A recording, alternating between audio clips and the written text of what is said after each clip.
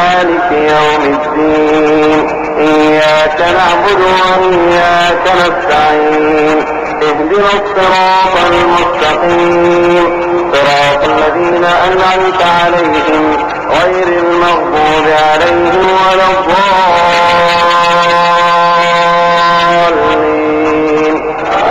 آمين. பொய்யான நியாயங்கள் சொல்லுவான். இந்த வரட்சணை இருக்கு பாருங்க, அதுக்கு பொய்யா கூட நியாயம் சொல்ல முடியாது. கொஞ்சமாச்சும் ஒரு அறிவை கொண்டு வரத செஞ்சு பார்த்தான்னு சொன்னா இந்த வரதட்சணை வாங்குறத விட ஒரு கேவலமான கேடுகட்ட ஒரு குற்றம் இருக்கவே முடியாது. எந்த வகையிலும் நியாயப்படுத்த முடியாது. பெரிய குர்ஆன் ஹதீஸ் ஆராய்ச்சிக்கு தேவையே இல்லை.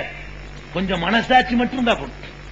வரதட்சணையுடைய கொடுமையை வழங்குறதுக்கு கொஞ்சோண்டு மனசாட்சி, பெரிய புத்திசாலி வேண்டியது இல்லை. உன் மனசாட்சியை தொட்டு ரசூல் ஸல்லல்லாஹு அலைஹி வஸல்லம் ஒரு பெரிய அளவுகோலா சொன்னாங்க. நன்மையா தீமையாங்கிறத எடை போடுறதுக்கு இஸ்தப்தி கல்பக, உன் மனசாட்சியிடத்தில் கேள். ரசூலுல்லாஹ் சொன்னாங்க இஸ்தப்தி கல்பக, மனசாட்சியிடத்தில் கேள், ஃபத்வா கேள். அஜத்துமால்ட்ட கேட்காத. இஸ்தப்தி கல்பக, உன் கல்பிடத்தில் ஃபத்வா கேள். ஒயின் அஃப்தௌக ஒயின் அஃப்தௌக ஒயின் அஃப்தௌக, உலகமெல்லாம் சேர்ந்து ஃபத்வா கொடுத்தாலும் சரி, ஜமாத்தெல்லாம் வாங்க சொன்னாலும் சரி, அதுல கமிஷன் கேட்டாலும் சரி, அஜத் அல்பாத்தியா ஓதுனாலும் சரி, உன் மனசாட்சியில கேளு. ரசூலுல்லாஹ் சொல்றாங்க உலகமெல்லாம் ஃபத்வா கொடுத்தாலும் உன் நெஞ்சை தொட்டு கேள்றா, வரதட்சணை வாங்குறதுக்கு நியாயம் இருக்கான்னு கேளு, சிந்திச்சு பாரு. ரசூலுல்லாஹ் சொல்றாங்க அந்த மனசாட்சி அளவுகோலாக வைத்து வரதட்சணையினால என்னென்ன கேடுகள்லாம் வருதுங்கிறத நான் உங்களுக்கு பட்டியல் போடுறேன். வரதட்சணை ஒரு சமுதாயத்தில் நிலவுனால் என்னென்ன கேடுகள் எல்லாம் ஏற்படுது, என்ன ஏற்படும்? முதலாவதாக இந்த ஒரு ஆணுக்கும் பெண்ணுக்கும் பருவ வயது அடைந்த பிறகு முறையான வடிகால் திருமணம் நடக்கலன்னு சொன்னா அந்த உணர்வு அடிபட்டு போயிடாது. எடுபட்டா போயிரும், போகாது. அந்த உணர்வு எந்த மாதிரியான உணர்வு? அது அந்த உணர்வு தாம்பத்திய வாழ்க்கை என்ற அந்த சுகம் என்ற உணர்வு தாய் தந்தையரையும் பகைக்க வைக்கும், ஊரை கூட எதிர்த்து நிக்க வைக்கும். அந்த மாதிரியான ஒரு தேவை மனுஷனுக்கு.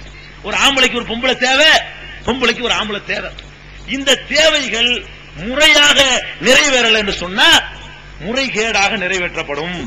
முதல் தீமை வழங்கிக்கணும். எந்த சமுதாயத்தில் திருமணம் கஷ்டமாகிவிட்டதோ அந்த திருமணம் அந்த சமுதாயத்தில் விபச்சாரம் லேசாகும். இதுதான் யார் சொல்றா இத? அந்த ரூசோங்கிற ஒரு அறிஞன், பெரிய அறிஞர், சமுதாய ஒப்பந்தம்ங்கிற நூல்ல அவன் சொல்றான். என்ன சொல்றான்? எந்த சமுதாயத்தில் திருமணம் சிரமமா போச்சோ அந்த சமுதாயத்தில் விபச்சாரம் லேசா போயிடும். உடனே லேசா கல்யாணம் ஆனா விபச்சாரம் நடக்காது. எப்ப கல்யாணம் பண்றது பெரிய கஷ்டமா போச்சோ அங்க எல்லாம் விபச்சாரம் லேசா இருங்கிறான். இன்றைக்கு வரதட்சணை கொடுமையின் காரணமாக விபச்சாரம் லேசா இருக்குது இல்லையா? இல்ல, நீங்க மறக்க முடியுமா? அட, இந்த மாதிரியான ஒரு ஆசை வரும் பொழுது 15 வயசாச்சு திருமண ஆசை ஒரு பெண்ணுக்கு வரும், 18 ஆச்சு இன்னும் வரும், 20 ஆச்சு ஏக்கம் வரும், 25 ஆச்சு, 30 ஆச்சு. என்ன என்ன நடக்க போறோம்? எப்படிப்பட்ட காலத்துல வாழ்றோம்? ஒரு காலம் இருந்துச்சு, அந்த காலத்துல எல்லாம் இப்படி எல்லாம் தூண்டி விடக்கூடிய சமாச்சாரங்கள் இல்ல. இன்னைக்கு எப்படிப்பட்ட காலம்? வீட்டுக்குள்ளேயே விபச்சாரத்தை நம்ம வரவழைக்கிற காலம். அந்த காலத்தை தியேட்டருக்கு தேடி போகணும், இப்ப டிஷ் வழி அவன் உள்ள வர்றான். அப்படிப்பட்ட காலம். கேபிள் வழியாக வீட்டுக்குள்ளே நுழைகிறான். என்ன காட்சிகள் அங்க எல்லாம்! அந்த காலத்துல எல்லாங்க கல்யாணம் பண்ணும் பொழுது ரொம்ப போக வேண்டியல, ஒரு 20 வருஷத்துக்கு முந்தின ஆட்கிட்ட போய் கேளுங்க. கல்யாணம் பண்ணும்போது மாப்பிள்ளை கூட்டிட்டு போய் என்ன பண்ணணும்னு சொல்லி கொடுப்பாங்க. கல்யாண மாப்பிள்ளைக்கு என்னடா கல்யாணம் பண்ணணும்னு சொல்லி கொடுப்பாங்க. பொண்ணை கூட்டிட்டு போய் கிழவிகள் எல்லாம் காசு நடத்தும். இது எப்ப? 20 வருஷத்துக்கு முன்னாடி. இப்ப என்ன பிஞ்சில பழக்க வச்சுட்டாங்க எல்லாத்தையும். அப்படி காலம். சுப்ஹானல்லாஹ், டிவியை திறந்தா என்ன காட்டலாம்? படுக்கையறை காட்சி, முக்குறது, முனகிறது, தொப்புளு, அசிங்கமான ரெண்டு அர்த்தம் வர்ணிக்கலாம். இதெல்லாம் மேடையில சொல்ற அளவுக்கு உள்ளதா? அந்த மாதிரியான விஷயங்களை எல்லாம் வீட்டுல கொண்டாந்து காட்டுறான். குடும்ப பத்திரிகைன்னு உள்ள வர்றான். குடும்ப பத்திரிகை அந்த லட்சணத்துல இருக்குது. அந்த காலத்துல மறைஞ்சு மறைஞ்சு படிக்கிற தகுதியில் உள்ள பத்திரிகைகள் எல்லாம் இன்னைக்கு குடும்ப பத்திரிகை உள்ள கொடியாந்துறான். அதுக்குள்ள இந்த டூ பீஸ், இந்த நீச்சல் கூட, இந்த மாதிரியான சமாச்சாரங்கள் இதையெல்லாம் பார்க்கக்கூடிய நேரத்தில் ஒரு பெண்ணுக்கோ ஒரு ஆணுக்கோ உரிய பருவத்தில் திருமணம் ஆகாட்டி என்ன நடக்கும்? என்ன நடக்கும்? 3 காரியங்கள் நடக்கும். உரிய வயசுல கல்யாணம் ஆகலன்னா 3 காரியம் நடக்கும். ரொம்ப இரையச்சம் அதிகம் உள்ள ஒரு பெண்ணா இருந்து, ஒழுக்கம் உள்ள பெண்ணா இருந்து, மறுமை நம்பிக்கை ரொம்ப அதிகம் உள்ள பெண்ணா இருந்து, குடும்பத்துடைய கௌரவத்தை ரொம்ப மதிக்கக்கூடிய ஒரு பெண்ணா இருந்தால் அவ என்ன நினைக்குவா? வேலை தாண்ட மாட்டான். உள்ளுக்குள்ள புலி, உள்ளுக்குள்ள நொந்து போய், உள்ளுக்குள்ளேயே இப்படி ஏங்கி மெண்டல் என்ன ஆவ?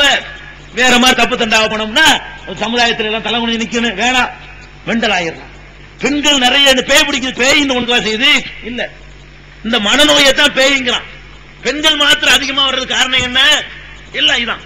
உரிய பருவத்தில் அவர்களுக்கு அந்த இல்லரசம் கிடைக்கலங்கும் பொழுது அதை நினைத்து நினைத்து ஏங்கக்கூடிய சமாச்சாரங்கள் சுத்தி இருக்குது. அவ பாக்குறான் எந்த அளவுக்கு கொடுமை தெரியுமா? ஒரு 35 வயசு பெண்ணு, அவளுக்கு வறுமையில ஏழ்மையான குடும்பத்தில் பிறந்துட்டா. அவளுக்கு கல்யாணம் ஆகியிருக்காது.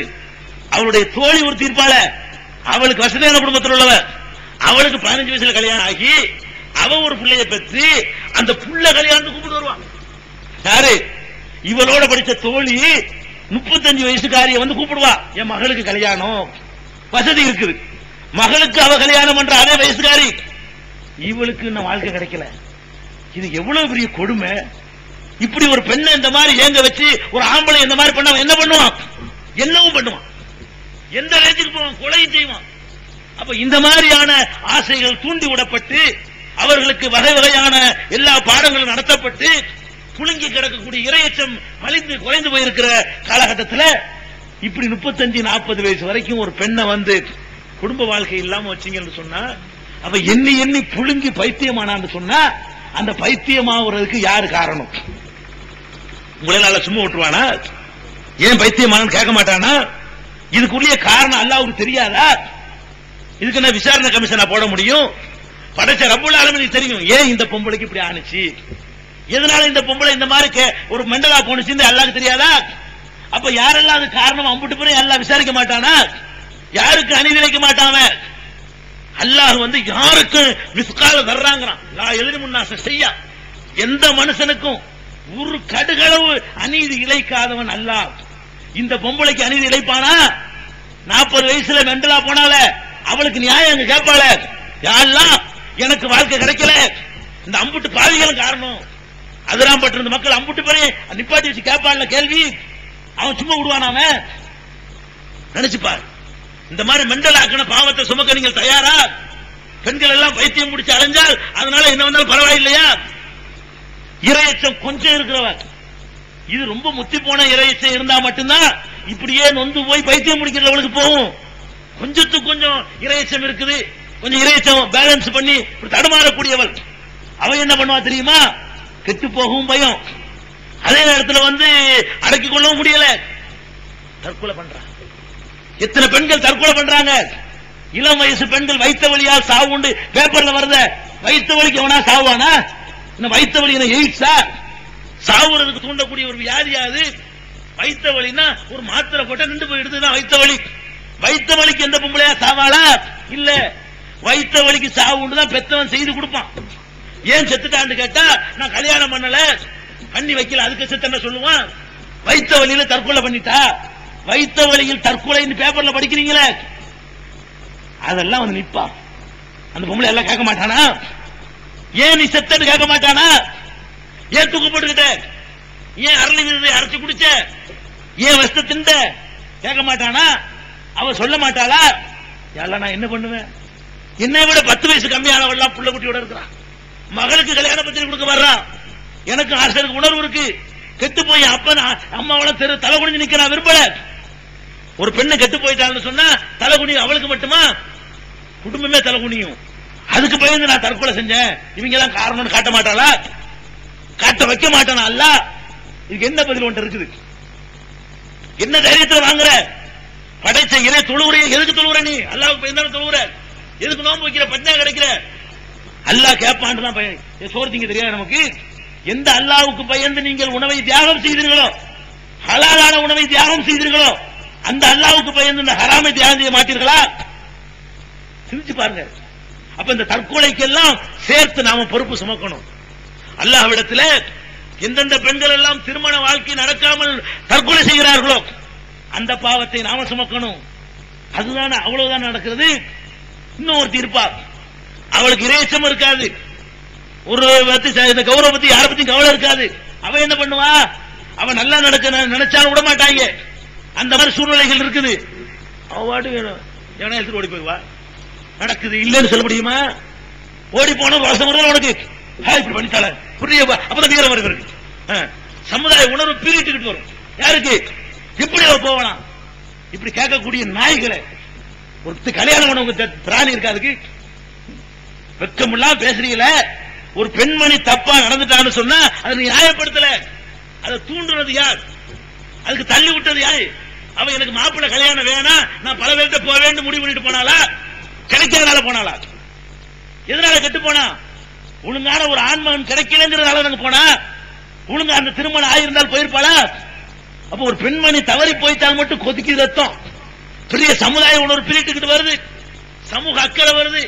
அப்படி பேப்பர் படிச்சுட்டு ரொம்ப மோசம் போயிட்டாலும் கெட்டு போயிட்டாலும் பொம்பளை ரொம்ப கெட்டு போயிட்டா விமர்சனம் டீக்கர்ல உட்காந்து. இப்படி விமர்சனம் பண்ணக்கூடிய உனக்கு அம்மாவை அத்தாவை ஏற்றுக்கிட்டு கல்யாணம் பண்ண திராணி இருக்கா? சொல்லு. இந்த பாவத்துக்கு யார் பொறுப்பு? அவ மட்டும் பொறுப்பா? அவ கெட்டு போனது அவ மட்டும் தான் பொறுப்பா? கேட்பான்ல, அவளுக்கு தண்டனை இருக்குது. ஆனா காரணகர்த்தாக்களை விட்டுருவானல்ல, சொல்லுவா. நானும் எவ்வளவோ 5 வயசு வரைக்கும் பார்த்தேன், 20 வரைக்கும் பார்த்தேன், 25 வயசு வரைக்கும் பார்த்தேன். கெடுக்கக்கூடிய எல்லா சமாச்சாரம் இருந்துச்சு. ஒரே ஒரு ஆம்பளை எனக்கு வாழ்க்கை தர வரல, நான் என்ன பண்ணுவேன்? அப்படி சொல்லுவாள்ல. இந்த 3 பேர் இருந்தாங்க, ஒருத்தர் வரல. எல்லாரும் நிப்போம்லங்க, எல்லாரும் நிறுத்தப்படுவோமா இல்லையா? என்ன பதில் வச்சிருக்கீங்க? சிந்திச்சு பாருங்க. அப்போ ஒரு இந்த வரதட்சணையினால எவ்வளவு பெரிய குற்றம், பைத்தியமாக்குறோம், அதுல பங்கு. ஒரு தப்பு இல்ல, ஒரு தப்புன்னா குடிக்கிறான்னா குடிச்சவங்க குறைஞ்சு போச்சு, திருடுனா திருடுவது குறைஞ்சு போச்சு. இது என்னது? நீ வரதட்சணை வாங்கினா ஒழுக்கம் கட்ட பொம்பளை செஞ்ச தப்புக்கெல்லாம் உனக்கு ஒரு ஷேர், அது பாட்டு வந்துட்டே இருக்கும். ஷேர் அல்ல கணக்கு குறை வச்சுட்டே இருப்பான். தற்கொலை செஞ்ச பொம்பளை பாவத்துல எல்லாம் ஒரு ஷேர். அதே மாதிரி மெண்டலா போன பொம்பளைக்கு எல்லாம் மெண்டலா ஆக்கின பாவத்துல உனக்கு ஒரு ஷேர் வரும். கணக்குகளுக்கு எல்லாம் ஏறிட்டு இருக்கும், கிரெடிட் போயிட்டு இருக்கு அது பாட்டுக்கு. இது தேவையா உனக்கு? இதோட முடிஞ்சிருச்சா? இல்ல. ஒரு பொம்பளை தவறிட்டா, இதனால தவறி போயிட்டா. தவறி போன பிறகு அவளோட பிறந்த காரணத்துக்காக 4 தங்கச்சி வீட்டுல இருக்கும், ஒழுக்கமான பத்தினிகளா இருப்பாங்க, அவங்களுடைய வாழ்க்கை பாதிக்கப்படுறதா பாவி? அதுக்கே காரணம். ஒரு பொம்பளை தப்பி போயிட்டான்னு சொன்னா சொல்லிடுவாங்க, அந்த வீட்டுக்கு போயிடாதீங்க, ஒரு மாதிரியான வீடு முடிஞ்சு போச்சா கதை. இவ தப்பா போனதுக்காக வேண்டி இவ கூட பிறந்த நாள் தங்கச்சிக்கு வாழ்க்கை இல்லாம போகுது, அது ஒழுங்கும் தப்பான வரைக்கும் தூண்டப்படுது. இன்னொருத்தன் கட்ட மாட்டானே, அப்புறமே கோடீஸ்வரனா போனா கூட கட்டி கொடுக்க முடியாது. ஏன்? சமூக அமைப்புல இப்படி கருதப்படுது. பெண்கள் தப்பு செஞ்சுட்டாங்கன்னு சொன்னா அந்த குடும்பம், அந்த ஊரு, அந்த ஜமாத்து, அந்த தெருவு எல்லாம் தலைபணியன். இப்படி ஒருத்தன் தியாகம் பண்ணி அந்த பொம்பளை போனா போயிட்டு இந்த பொம்பளை நான் கட்டணும் வந்தா அதை கெடுத்து வந்து போயிடாதீங்க, நல்ல குடும்பம் இல்ல. இதுக்கு யாரு பங்கு? இந்த பாவத்தை யார் சுமக்கிறது? சிந்திங்க. இதுலயும் ஒரு பங்கு. இன்னும் எத்தனை வரவுன்னு பாருங்க. வரதட்சணை வாங்கி பாத்தியா பண்றீங்களே, இவ்வளவு பறக்கத்து உங்களுக்கு சேருதுன்னு பாருங்க. இன்னும் வரதட்சணை கேட்கறீங்க, இருக்கப்பட்டவன் கொடுத்துறான், அவனுக்கு பிரச்சனையே கிடையாது. அவர்களை நம்ம கணக்குல எடுத்துக்கொள்ள தேவையே இல்லை. இல்லாதவனுக்கு வா, இல்லாத நிலைமை என்ன? வரதட்சணைக்காக வேண்டி பிச்சை எடுக்கிறான். எந்த கோயில்ல யாச்சும் போய் ஞாயிற்றுக்கிழமைகள்ல வெள்ளிக்கிழமைகள்ல நான் குமராளி வந்திருக்கிறேன் கேட்கக்கூடியவனை பார்த்திருக்கீங்களா? கோயில்ல போய் குமருக்கு பிச்சை எடுக்கிற இந்துவை பார்த்திருக்கிறீங்களா? சர்ச்சில் போய் குமருக்கு பிச்சை எடுக்கிற கிறிஸ்துவனை பார்த்திருக்கிறீங்களா? புத்த கோயில்ல போய் பிச்சை எடுக்கிற ஒரு புத்த மதத்துக்காரனை பார்த்திருக்கிறீங்களா? பள்ளிவாசல்ல ஜும்மாவில் பார்த்துட்டு இருக்கோம். ஜும்மா தொழுது முடிஞ்சு எந்திரிப்பார், ஜமாத்து கடிதம். சொந்த ஊர்ல தானே கௌரவம் எல்லாம். அதெல்லாம் பட்டதுக்கான அதெல்லாம் படத்துல பிச்சை எடுக்க மாட்டான். அவன் என்ன செய்வான்? எங்க ஊருக்கு வந்துருவான், எங்க ஊருக்காரன் உங்க ஊருக்கு வருவான். அதான் என்ன கௌரவம் எல்லாம் சொந்த ஊர்ல தானங்க. கௌரவம் எல்லாம் யாருக்கு என்னை பத்தி தெரியுமா அவன்கிட்ட தான் கௌரவம். என்னை பத்தி தெரியாத இடத்துல நான் எப்படி இருந்தா எனக்கு என்னை பத்தி தெரிஞ்சவன் 4 பேர் பார்த்துட்டா அது அந்த பையன் தான். இவன் என்ன செய்வான்? ஜமாத்துல கடிதம் வாங்கிட்டு மெட்ராஸ் வந்துருவான். குமராளி வந்திருக்கிறேன், பிச்சை போடுங்க.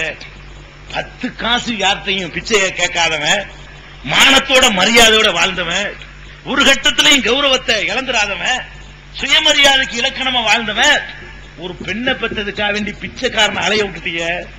அவன் கௌரவத்தோட விளையாடுனீங்க, சமுதாயத்தையும் தலைகுனிய வச்சிய. இது என்ன லேசப்பட்ட காரியமா? பிச்சை எடுக்கிறது பெரிய சில பேர் நினைச்சிட்டு இருக்காங்க யாசகம் கேட்கிற ஒரு தப்பு இல்லைன்னு. யாசகமும் இஸ்லாத்துல பாவம். சாத கிடக்கிறவன் தான் யாசகம் பண்ணலாம். சோறு இல்லாட்டி செத்து போய்கிறவன் யாசகம் பண்ணலாம். அப்படி இல்லாம யாசகம் பண்ணுனா அவன் மறுமையினால தனி அடையாளத்தோட வருவானாம். எந்த அடையாளம்? முகத்துல உடம்புலாம் இறைச்சி இருக்குமா, சதை இருக்குமா, மூஞ்சில மட்டும் எலும்பு கூடு மட்டும் தான் இருக்குமா. யாரு? எவன் ஒருத்த அதிகப்படுத்திக் கொள்வதற்காக வேண்டி வறுமையை தட்டுறதுக்கு இல்லாமல் வேற நோக்கத்துக்காக வேண்டி யாசகம் கேட்கிறானோ அவன் எப்படி வருவான்? மறுமை நாள்ல முகத்தில் சதையற்றவனாக வருவான். மூஞ்சில சதை இருக்காது, எலும்பு கூடு மாதிரி பார்த்துன்னு விளங்கிக்கலாம். எப்படி எல்லாம் பிச்சைக்காரங்க. பிச்சைக்காரன் அவன் மட்டுமா? கிடையாது. இப்ப நீங்க சென்னைக்கெல்லாம் வந்தீங்கன்னா குழந்தைகள் பிச்சை எடுக்க நிறைய குழந்தைகள்.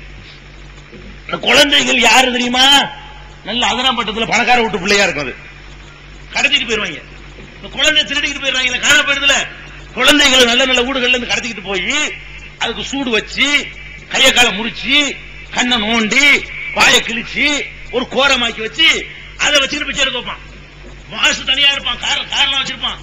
அவன் இது மாதிரி 25 பேரை விட்டு பிச்சை எடுக்க விட்டுருப்பான். யார? இந்த பச்சளம் குழந்தைகளை. இந்த குழந்தைங்க கோரமான வடிவம் கொடுப்பான். கண்ணு தெரியலன்னு சொன்னா கொடுப்பான். நல்ல பிள்ளைகளை கடத்திக்கிட்டு போய் கண்ணையெல்லாம் போக்கி அவனை விட்டு ஐயாதான் கண்ணுலாம் பையன் கேட்பான். அவன் தட்டுல 100-200 நாளைக்கு விழுவும். 3 வேளை சோத்தை கொடுப்பான். எல்லாத்தையும் யார் எடுத்துக்கிடுவான்? இந்த பாஸ் எடுத்துக்கிடுவான். பாஸுக்கு பங்களா இருக்கு, ஆறு இருக்கு, எல்லா வசதியும் இருக்கும். யாருக்கு? பாஸுக்கு. இப்ப இது பிச்சை எடுத்தவன் இந்த பையனா பாசா? அல்லாவுடைய பார்வையில் யாரு பிச்சை எடுத்தவன்? இப்ப பாசு தானே. இந்த மாமனாருக்காரன பிச்சை எடுக்க மர்மம் அவன் குற்றவாளியா மாமனார் குற்றவாளியா? அவனை நான் பிச்சை எடுக்க போய்தான் திருவன் நின்றான். ஃபைட் பண்ணி ஜமாத்துல நான் போய்தான் திருவனும் என்னை விடுங்கன்னு கேட்டானா? நீ நாட அனுப்பிவிட்டவன பிச்சை எடுக்கிறதுக்கு நீ தூண்டுன, நீ தள்ளுன. அவனுக்கு தர முடியாதுன்னு தெரிஞ்சுக்கிட்டு 1 லட்சம் ரூபாய் கேட்ட. அவன்கிட்ட வசதி இல்லைன்னு தெரியும். இதெல்லாம் அல்லாஹ் நீங்க என்ன நினைச்சுக்கிட்டீங்க? ஒரு ஏமாளியை வளர்க்கிட்டு இருக்கீங்க. அவனுக்கு எல்லாம் தெரியாதா? இந்த மாமனார் ஏன் மண்ணடியில் வந்து பிச்சை எடுத்தான்? அதிராம்பட்டத்துக்கு மண்ணடிக்கு என்ன உறவு? ஒரு உறவும் இல்ல. இங்க பிறந்த ஒருத்தர் மண்ணடி பள்ளிவாசல் வந்து பிச்சை எடுக்கிறான்னா அவனை தள்ளுனது யார்? நீ பாசு. அவன் பிச்சை எடுத்துட்டு வந்து அவனா தின்டா பிச்சைக்கார இந்த குழந்தைகளால் சோறா தின்றான். இவனுக்கு அதுவும் முழுசா மட்டும் தான். அவன் எடுத்த பிச்சையில அவனுக்கு 10 காசு இல்ல. எல்லாம் யாருக்கு? இந்த குழந்தைய வச்சு பிச்சை எடுத்தானே அதை விட நீ பாவி இல்ல, அதை விட குடும்பக்காரன் இல்ல, அதை விட ஒரு மிருகம் இல்ல. நீ அவனாச்சு பிச்சை எடுக்க வச்சவனுக்கு நினைச்சா கொடுத்தான். நீ என்ன பண்ற? பிச்சை எடுக்க வச்சு அதையும் வாங்கிக்கிட்ட, இருக்க வீட்டை எழுதி வாங்கிக்கிட்ட, சொத்தை எழுதி வாங்கிக்கிட்ட, எங்க எல்லாம் கடன் வாங்க முடியுமோ அவ்வளவு இடத்துல கடன் வாங்க வச்ச, வட்டிக்கு வாங்க வச்ச. இவ்வளவு பெரிய கொடுமை எல்லாம் செய்ய பாவின்னு கேட்க மாட்டான்ல? சிந்திச்சு பாரு. நீ லேசுப்பட்ட குற்றமா செய்யற. வரதட்சணைங்கிற பேர்ல இருக்கும் கேட்பான். அட பாவி, இந்த மாதிரி எடுக்க வச்சேடா. இந்த குழந்தைய குருடாக்கி பிச்சை எடுத்தவனுக்கு உனக்கு என்னடா வித்தியாசம்? பதில் கொண்ட சொல்லு. இது அல்லாஹ்வுடைய பார்வை 2 ஒண்ணுதானுங்க. 2 சேம் ஒரே மாதிரியானது. எந்த வித்தியாசமும் கிடையாது. வித்தியாசம் இருக்குன்னு சொன்னா அதை விட இது பெரிய தப்புங்கிற வித்தியாசம் இருக்கு. வேற ஒண்ணும் கிடையாது. அந்த மாதிரியான கொடுமை எது? வரதட்சணைங்கிறது. அதனுடைய விளைவு இன்னும் சொல்ல போனா எல்லா ஊர்களையும் நான் சொல்லுவேன். எதை சொல்லுவேன்? இந்த சம்பவத்தை சொல்லுவேன். இந்த சம்பவம் தான் நாங்க எல்லாம் வரதட்சணை இன்னைக்கு வந்து பேசுறேன்னு சொல்லிட்டு போகாதீங்க. 1980 எனக்கு திருமணம் நடக்கும். நான் வரதட்சணை வாங்கல.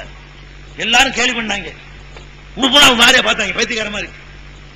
ஏன் நான் வாங்கல தெரியுமா? அப்பெல்லாம் எங்களுக்கு மார்க்கப்பட்டனால நாங்க வாங்காம இருக்கல. அப்போல்லாம் நாங்க மார்க்கப்பட்டே கிடையாது. மார்க்கப்பட்டிருக்காக இல்ல. நாங்க போய் ஓதிட்டு வந்து மலையை கடை வட்டி கடை சொன்னாரே இல்ல, கஞ்சத்தனத்தை உண்டாக்குண்டு. நான் வட்டி கடைக்காரன் ஜவுளி கடையில் போய் சம்பளத்துக்கு இருந்தேன். ஜவுளி கடையில சேலத்துல 15 மொச்சக்கொட்டை எண்ணி போடுவான். ஒரு ஆளுக்கு சாப்பாடு குழம்பு எண்ணி போடுவான். இந்த வட்டி வாங்குறவனுக்கு எல்லாம் அந்த மாதிரி ஒரு இருக்கல் தன்மை வந்துடும். அப்படிலாம் நாங்க இருந்தோம். பிடிப்பவெல்லாம் இருக்கல. அந்த காலகட்டத்தில் ஒரு செய்தி, கீழக்கரை பாக்குற ஊரு, கீழக்கரையில் ஒரு சம்பவம் நடக்குது. என்ன சம்பவம் தெரியுமா? ஒருத்தன் தன்னுடைய மகளுக்கு கல்யாணம் பண்ண முயற்சி பண்றான். கீழக்கரையில பண்ண முடியுமா? பயங்கரமான வீடு, வாச, பங்களா, சுபஹானல்லாஹ் அந்த மாதிரி கொடுக்கணும். 5 பொம்பளையை பெற்ற அரசன் ஆண்டியாவான்ங்கிறது மற்ற ஊர்களுக்கு தான். கீழக்கரை, காயல்பட்டினம், அதிராம்பட்டினத்துக்கெல்லாம் ஒரு பொம்பளையை பெற்றால போதும்.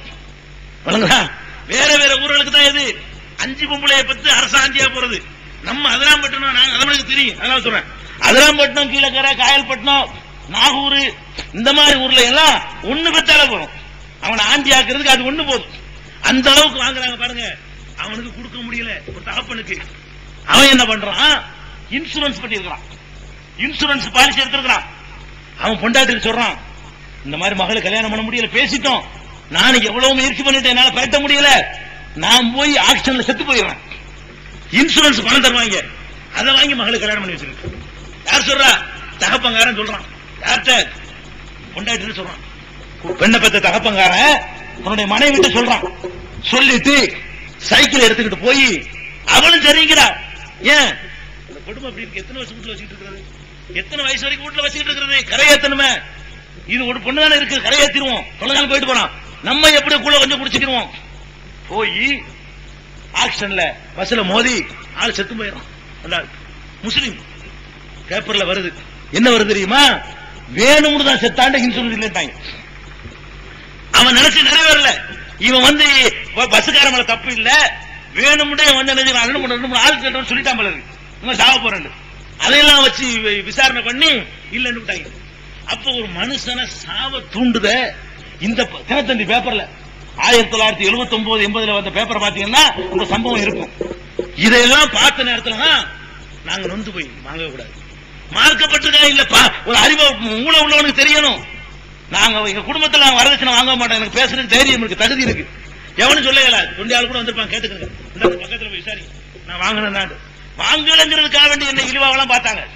அப்ப அந்த மாதிரியான ஒரு கொடுமை மனுஷனுக்கு மனசாட்சி இருந்தா உறுத்தணும். இந்த வரதட்சணையினால ஒருத்தன் தன்னை சாவுற அளவுக்கு போறான்னு சொன்னா அது எவ்வளவு பாரதூரமான விளைவு. ஒரு பெண்ணை பெற்றதுக்காக வேண்டி ஒரு மனுஷனை இவ்வளவு கொடுமைப்படுத்தணுமா? இவ்வளவு கஷ்டப்படுத்தணுமா? செத்தா பரவாயில்லைங்கிற அளவுக்கு அவனை தள்ளணுமா? இப்படிதான் நீ மனுஷ இனத்தில் உங்களை சேர்க்கிறது. வரதட்சணை வாங்குறவன மனித இனத்தில் எப்படி சேர்க்கிறது? அன்னைக்கு எடுத்த சங்கல்பம் தான். அல்ஹம்துலில்லாஹ் எவ்வளவு ஊர்கள்ல வரதட்சணை வாங்காத திருமணங்கள் இன்னைக்கு பெருகி போச்சு. நிறைய வாங்கின திருப்பி கொடுக்கக்கூடிய ஒரு மறுமலர்ச்சிக்கு இன்னைக்கு போய்கிட்டு இருக்கிறோம். அறியாமை காலத்துல வாங்கணும், வாங்கின திருப்பி கொடுக்கக்கூடிய நிகழ்ச்சி இதோ பரங்கிப்பேட்டையில திருப்பி கொடுத்துட்டு இருக்கிறாங்க. இந்த மேலப்பாளையத்துல திருப்பி கொடுக்க ஆரம்பிச்சு வாங்காம நடக்குது. ஏற்கனவே வாங்கினத திருப்பி கொடுக்கக்கூடிய மக்களை அல்லாஹ் உண்டாக்கி இருக்கிறான். அந்த கொடுமையை விளங்கிக்கிட்ட காரணத்தினால இந்த பாவம் வேணாம், எதுலையும் கழுவ முடியாது. இந்த வரதட்சணை வாங்குற பாவத்தை எதுலையும் கழுவ முடியாது. பெத்த அப்பனை இந்த மாதிரி ஆக்கி போறோம். இது ஒரு பெரிய கொடுமையா பச்சா. தீமைகள் எண்ணிக்கை பட்டியல பாருங்க. அவனை பிச்சைக்காரன் ஆக்கி போடுறோம், அவனை சாவுறதுக்கு தூண்டிடுறோம். இது எல்லாத்துக்கும் மேல இன்னொன்னு நீங்க பார்க்கணும். என்னன்னு கேட்டா, இப்ப வரதட்சணை வாங்குறீங்க, 2 பேரும் கல்யாணம் பண்ணி சந்தோஷமா இருக்கிறதுக்காக வேண்டி, இதுல யாருக்கு அதிகமான கஷ்டம், யாருக்கு அதிகமான தியாகம்? இப்ப நம்ம பழமொழி சொல்லுவாங்க தமிழ்ல, கரும்பு திங்க கூலியாண்டு. ஒரு ஆளை கூப்பிட்டு, ஆனா அல்வா 100 கிராம் திண்டு போங்க, எவ்வளவு தர்ற? இப்படி கேட்பாடா? அல்வா கொடுத்து தின்னுப்பாண்டா, திங்கிறான், எவ்வளவு தருவ? எவ்வளவு தருவையா? நீ கொடுத்துட்டு போடா 100 ரூபாய். அப்படிலாம் கேட்கணும். அல்வா திண்டு போனா என்ன செய்யறான்? பழமொழி சொல்லலாம், கரும்பு தின்ன கூலியாண்டு. கரும்பு திண்டு போனா எவ்வளவு தரேன்னு கேட்ட என்ன அர்த்தம்? நீ திங்கிறதுக்கு நான் எது கூலி தரணும்? அந்த மாதிரி நீ கல்யாணம் பண்ற, கல்யாணம் பண்றதுல யாரு அதிக சிரமப்படுறா, யாரு அதிக தியாகம் பண்றா, யாரு அதிக நன்மைகளை அடையறான், எவன் நன்மையை அடையறான்னு அவன் தான் கொடுக்கணும். யார் நீ கஷ்டப்பட்டேன்னு சொன்னா நீ வந்து கேட்கிற குடு நியாயம் கேளு. கல்யாணம் பண்றதுனால உனக்கு தான் சிரமம், என்ன கல்யாணம் பண்ண சொல்றிய, கல்யாணம் எவ்வளவு கஷ்டம் அப்படின்னு சொல்லு, உனக்கு கேட்கிற நியாயம். கல்யாணம் பண்ணுவதனால யாரு அதிக தியாகம் செய்யறான் பட்டியல் போடுவோமா? கல்யாணத்துக்கு ஆரம்பத்துல வருவோமா?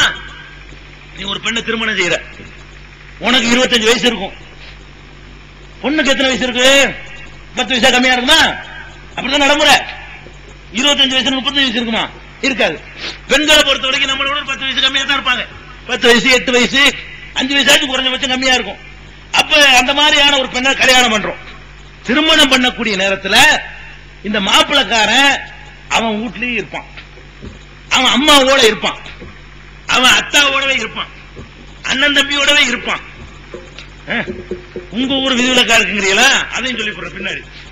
அப்ப அது மத்த தியாகங்கள் வருதுல, இந்த உறுதியாக உங்க ஊர்ல இல்ல. ஏன்னு கேட்டா வந்து இவன் அங்க போயிடறானே, உங்க ஊரே கீழக்கரை காயல்பட்டினம்லாம் அப்ப மொத்தமா வித்து போடுறது. மாப்பிள்ளைய வந்து பொண்ணு வீட்டுக்கு போயிடுறது. இதை உடைச்சுக்கிட்டு வர்றதுக்கு மொத்தம் தைரியம் இல்ல. உடைச்சிட்டு வாங்க, மீறிக்கிட்டு வாங்க, உனக்கு என் வீடு தேவை கிடையாது, என் வீட்டுல வந்து இருக்கிற சொல்லுங்க. அப்ப அந்த மாதிரி நிலைமை வரணும். பெரும்பாலான ஊர்கள்ல அதிராம்பட்டினம் கீழக்கரை காயல்பட்டினம் தவிர உள்ள ஊர்களுக்கு எங்க ஊர் அப்படின்னு சொல்லிட்டு தவிர உள்ள ஊர்கள் என்ன பண்றான், இந்த பொம்புல இவன் வீட்டுக்கு போயிடுறான். இவன் தாய் தந்தை எல்லா உறவுகளையும் சின்ன வயசுல உள்ள வேற ஊருக்காரங்கள் வந்து வாங்கறதுக்கு நியாயம் இல்ல. இவர் சொல்றபடி அதிராம்பட்டினத்து ஆட்களுக்கு இந்த ஒரு நியாயம் பொருந்து. என்ன இவங்க தானே தியாகம் பண்ணிட்டு போறாங்க. தாய் தந்தை எல்லாத்தையும் விட்டுவிட்டு வீடு வாசல விட்டுட்டு புகுந்த வீட்டுக்கு போயிடுறாங்க. வெக்கப்படுங்க வெக்கப்படுங்க, வேதனைப்படுங்க. ரொம்ப பெரிய கேவலம். யாராவது துணைக்கு மணிக்கட்ட வேணாமா? இது வரைக்கும் இருந்தா கூட உன் வீட்டை விட்டு என் வீட்டுக்கு வர்றியான்னு கேளுங்க. அந்த மாதிரி நிலையை உண்டாக்குங்க. சரி, இந்த ஒருத்தையுமே இந்த ஒரு இதை விட்டுருவோம், அடுத்தடுத்து வருவோம். கல்யாணம் பண்ணி 2 பேரும் சந்தோஷமா இருக்கிறாங்க. சந்தோஷமா இருக்கக்கூடிய நேரத்தில் அவ ஒரு குழந்தைய கரு கொண்டுட்டான். குழந்தை உண்டாயிருச்சு. இந்த குழந்தை உண்டான பிறகு இவனுடைய நிலைமை என்ன, அவன் நிலைமை என்ன? 2 பேரும் சந்தோஷமா இருந்தீங்க, ஆளுக்கு 50-50 சரியா போச்சு, முடிஞ்சிருக்கும். சந்தோஷத்துக்கு பிறகு உனக்கு என்ன, அவளுக்கு என்ன? இந்த குழந்தைய சுமந்த காரணத்தினால அவளுக்கு சாப்பிட முடியுதாங்க? யோசிச்சு பாத்தீங்களா? சாப்பிட்டு வாந்தி எடுப்பான்.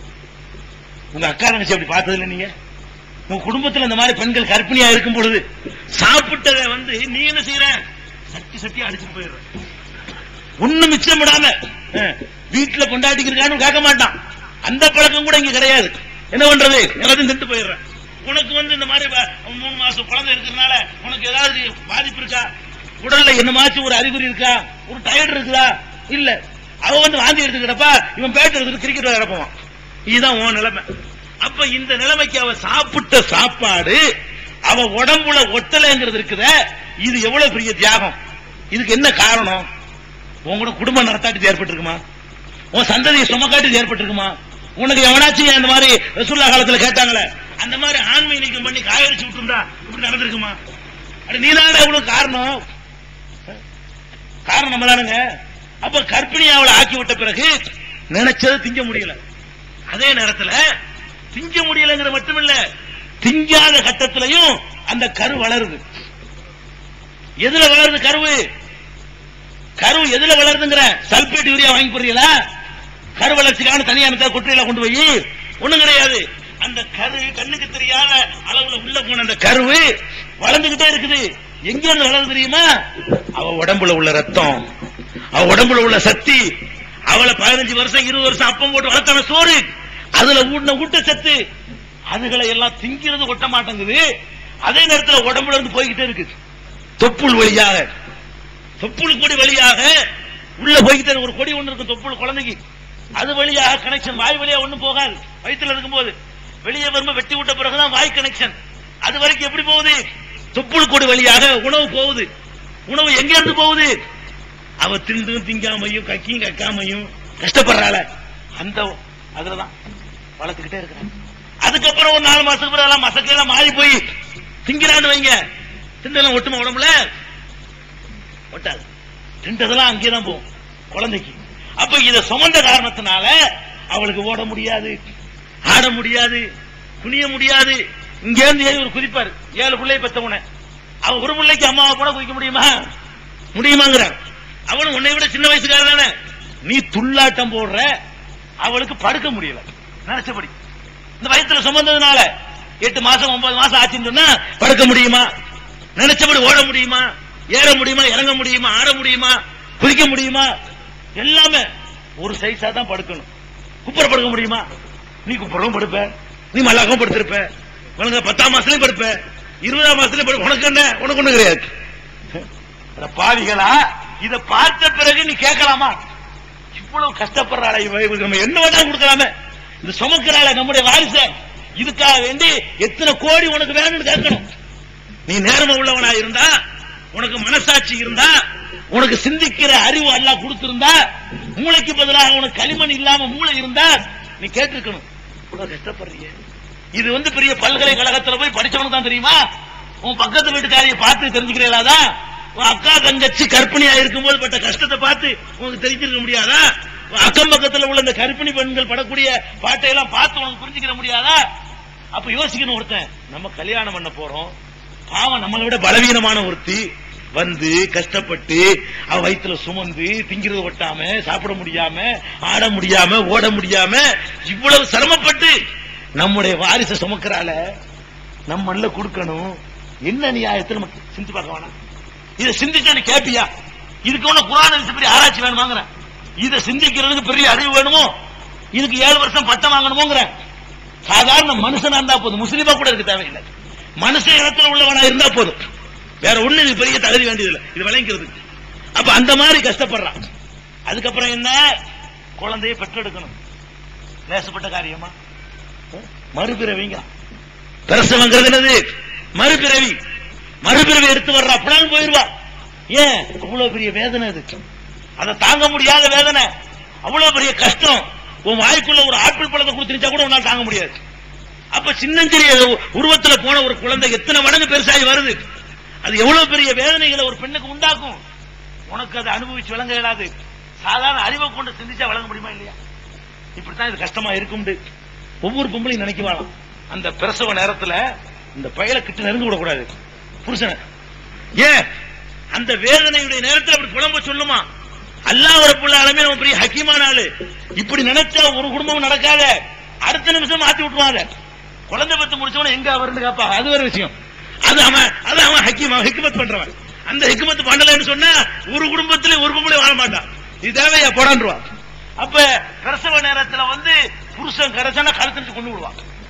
கிட்டத்தில் நின்றான்னு சொன்னா கழுத்து நினைச்சு கொண்டு விடுவா. அவ்வளவு பெரிய சிரிக்கிறதுக்கு நான் சொல்லல, எவ்வளவு வேதனை. இதுக்கு யாரு காரணம்? இந்த கல்யாணம் பண்ணாட்டி வருமா? உன் வாரிசு சும காட்டி போய் கஷ்டப்பட்டு பெத்தால, பள்ளிக்கூடத்துல போகும்போது யாரு புள்ள? பாத்திமா புள்ள. அப்ப பேர சொல்லு, இல்ல பாத்திமா தான் சுமந்தது. கஷ்டப்பட்டு சுமந்தீங்க நீங்க. அட ஓம் பாத்திமா புள்ள ஒத்துக்கிற மாட்டேங்கிறான். இவர் இன்சில் போடணுமா? அவங்க கஷ்டப்பட்டார்ல, இவர் இன்சில் தான். பாத்திமாக்கு எப்ப போடக்கூடாது? அப்துல் காதர் ஏதான் போடணும் பெத்த பிள்ளைக்கு. அட உன் வாரிசு சுமக்கிறதுக்காக வேண்டி அவ மரணத்தினுடைய எல்லையை தொட்டுட்டு வர்றாள, இதுக்கு என்ன கொடுக்கிறது? என்னன்னு நீ கேட்கிற? சுப்ஹானல்லாஹ். அதோட முடிஞ்சு போச்சா? சரி 10 மாசம் நீ வீட்டுல உள்ள வச்சு சுமந்துக்கிட்ட, வெளியே வச்சு நான் சுமக்கிறேன்னு முடியுமா உனக்கு? அதையா செஞ்சியா? அட 10 மாசம் பிறந்துருச்சு இல்லப்பா, இப்ப நீங்க கஷ்டப்பட்டு இல்லமா, இனிமே ஏன் முறை கொண்டா முடியுமா? இயற்கையில் அப்படி அமைஞ்சிருக்கா? அந்த குழந்தைக்கு தேவையான உணவு கொடுக்க முடியுமா? கடையில விற்கும், அதுவும் அவதான் கொடுக்கணும். அந்த குழந்தைக்கு தேவையான உணவை அவ கொடுக்கிறா. எங்க இருந்து கொடுக்கிறா? கண்ணையே கொடுக்கறாங்க. எங்க இருந்து கொடுக்கிறா? அதுக்கு தனியா இறங்குறது வேற எதுவும்? இந்த சோறு தான். நீ எல்லாத்தையும் தின்னு எலும்பு மட்டும் போட்டு போவியாதான். இவன் எல்லாத்தையும் மேஞ்சிருவான். அவளுக்கு என்ன கொடுப்பான்? பால் கொடுக்கிறவளாச்சு, அதுக்கு தகுந்தது கொடுக்க மாட்டான். எல்லாத்தையும் தின்னு விட்டு இந்த எலும்பை மட்டும் போட்டு போவான். மிச்சம் இருந்தா அவ திம்பா. அதுல ஏதோ ஒரு சத்து உரிமை, அது அவ உடம்புக்கு சேருமானா சேராது. அது பாலா மாதிரி இவன் பிள்ளைக்கு போகுது. சுப்ஹானல்லாஹ். அவளுக்கு என்னதான் மிச்சம் யோசிச்சு பாரு. அவன் குடும்பத்தில் அப்பம் போட்டு வளர்த்த சோத்தை தவிர நீ கொடுத்த சோறு அவளுக்கு ஒட்டவே இல்லை. ஒரு பருக்கு அவளுக்கு சேரல. அந்த இதுலதான் அல்லாஹ் ஒருத்தர் இருக்காங்கிறது பெரிய குதிரத்து இதெல்லாம் இருக்கு. ஆச்சரியமா இருக்குது. திங்கிறதெல்லாம் இப்படி கொடுத்துட்டு அவன் நடமாடுற பாருங்க, உசுரோட இருக்கிறா பாருங்க. அல்லாஹ் ஒருத்தர் இருக்காங்கிறது பெரிய அதிசயம், பெரிய ஆச்சரியம். அறிவுக்கு எத்தனை இல்லை. திங்கிறது பூரா பாலா போயிடுது, திங்கிறது பூரா தொப்புள் வழியாக, தொப்புள் கொடி வழியாக உள்ளக போயிடுது. ஒண்ணுமே இல்ல, சத்து அவளுக்கு சேர மாட்டேங்குது. ஆனா உசுரோட இருக்கிறான். ஆடுறா, அவளுக்கு பேசுறா, அவன் நடமாடுறா, அவனுக்கு சோறாக்கி போடுறா, அப்படி வேலையும் பண்றான். இதை அறிவு இப்படி பார்த்தா சாத்தியமே இல்லை. ஏதோ ரஹ்மான் ஒரு செட்டப் பண்ணி மறைமுகமா என்னத்தை பண்றான்னு தெரியல, அது ஒரு மாதிரியா ஓடிக்கிட்டு இருக்கு. அப்ப இந்த திங்கிற உணவெல்லாம், சத்தான உணவுகள் எல்லாம் உன் குழந்தைக்கு தான் தியாகம் பண்றால, அதுக்கு என்ன கொடுக்கிறது? உன் வாரிசை பெற்றெடுத்ததுக்கு இந்த பாலை கொடுக்கறதுல நீ எல்லாத்தையும் திங்கிறலாம் தின்றுவிட்டு எந்த தொழிற்சாலையில இப்படி உற்பத்தி பண்ணி தர முடியும்? தாய்ப்பாலுக்கு நிகரானது எதுவும் இல்லைங்கிறான். நீ என்னத்தான் பொட்டிப்பால் கொடுத்து மாட்டுப்பால் கொடுத்தாலும் அதுக்கு நிகரானது ஒண்ணுமே இல்லை. அப்ப தாய்ப்பால்ல உள்ள எல்லா நோய் எதிர்ப்பு சக்திகளும் அதுக்குள்ள அடக்கி வச்சு ரப்புல் ஆலமீன் உண்டாக்குறான். எதுல உண்டாக்குறான்? அவ திங்கிற உணவுல ரத்தத்தையே உதிரமாக்கி பாலாக்கி ஓம் பிள்ளைய வளர்க்கிறாள, அதுக்கு எவ்வளவு ரேட்டு போடுவோமா? யாரு கொடுக்கணும்? இப்ப நீ கொடுக்கணுமா, அவ தரணுமா? அதோட முடிஞ்சு போச்சா? படுத்துவான், 2 பேரும் படுத்துருவாங்க. இடி இடிச்சா கூட எந்திரிக்க மாட்டா இவ. அப்படி தூங்கக்கூடியவ இந்த புள்ள பெத்தவுன சினுங்கத்தான் வேணும் எந்திரிச்சிருவா. ஒரு நாளைக்கு 10 தடவை எறும்பு கடிச்சவன ஒரு அழுவாழுவும்.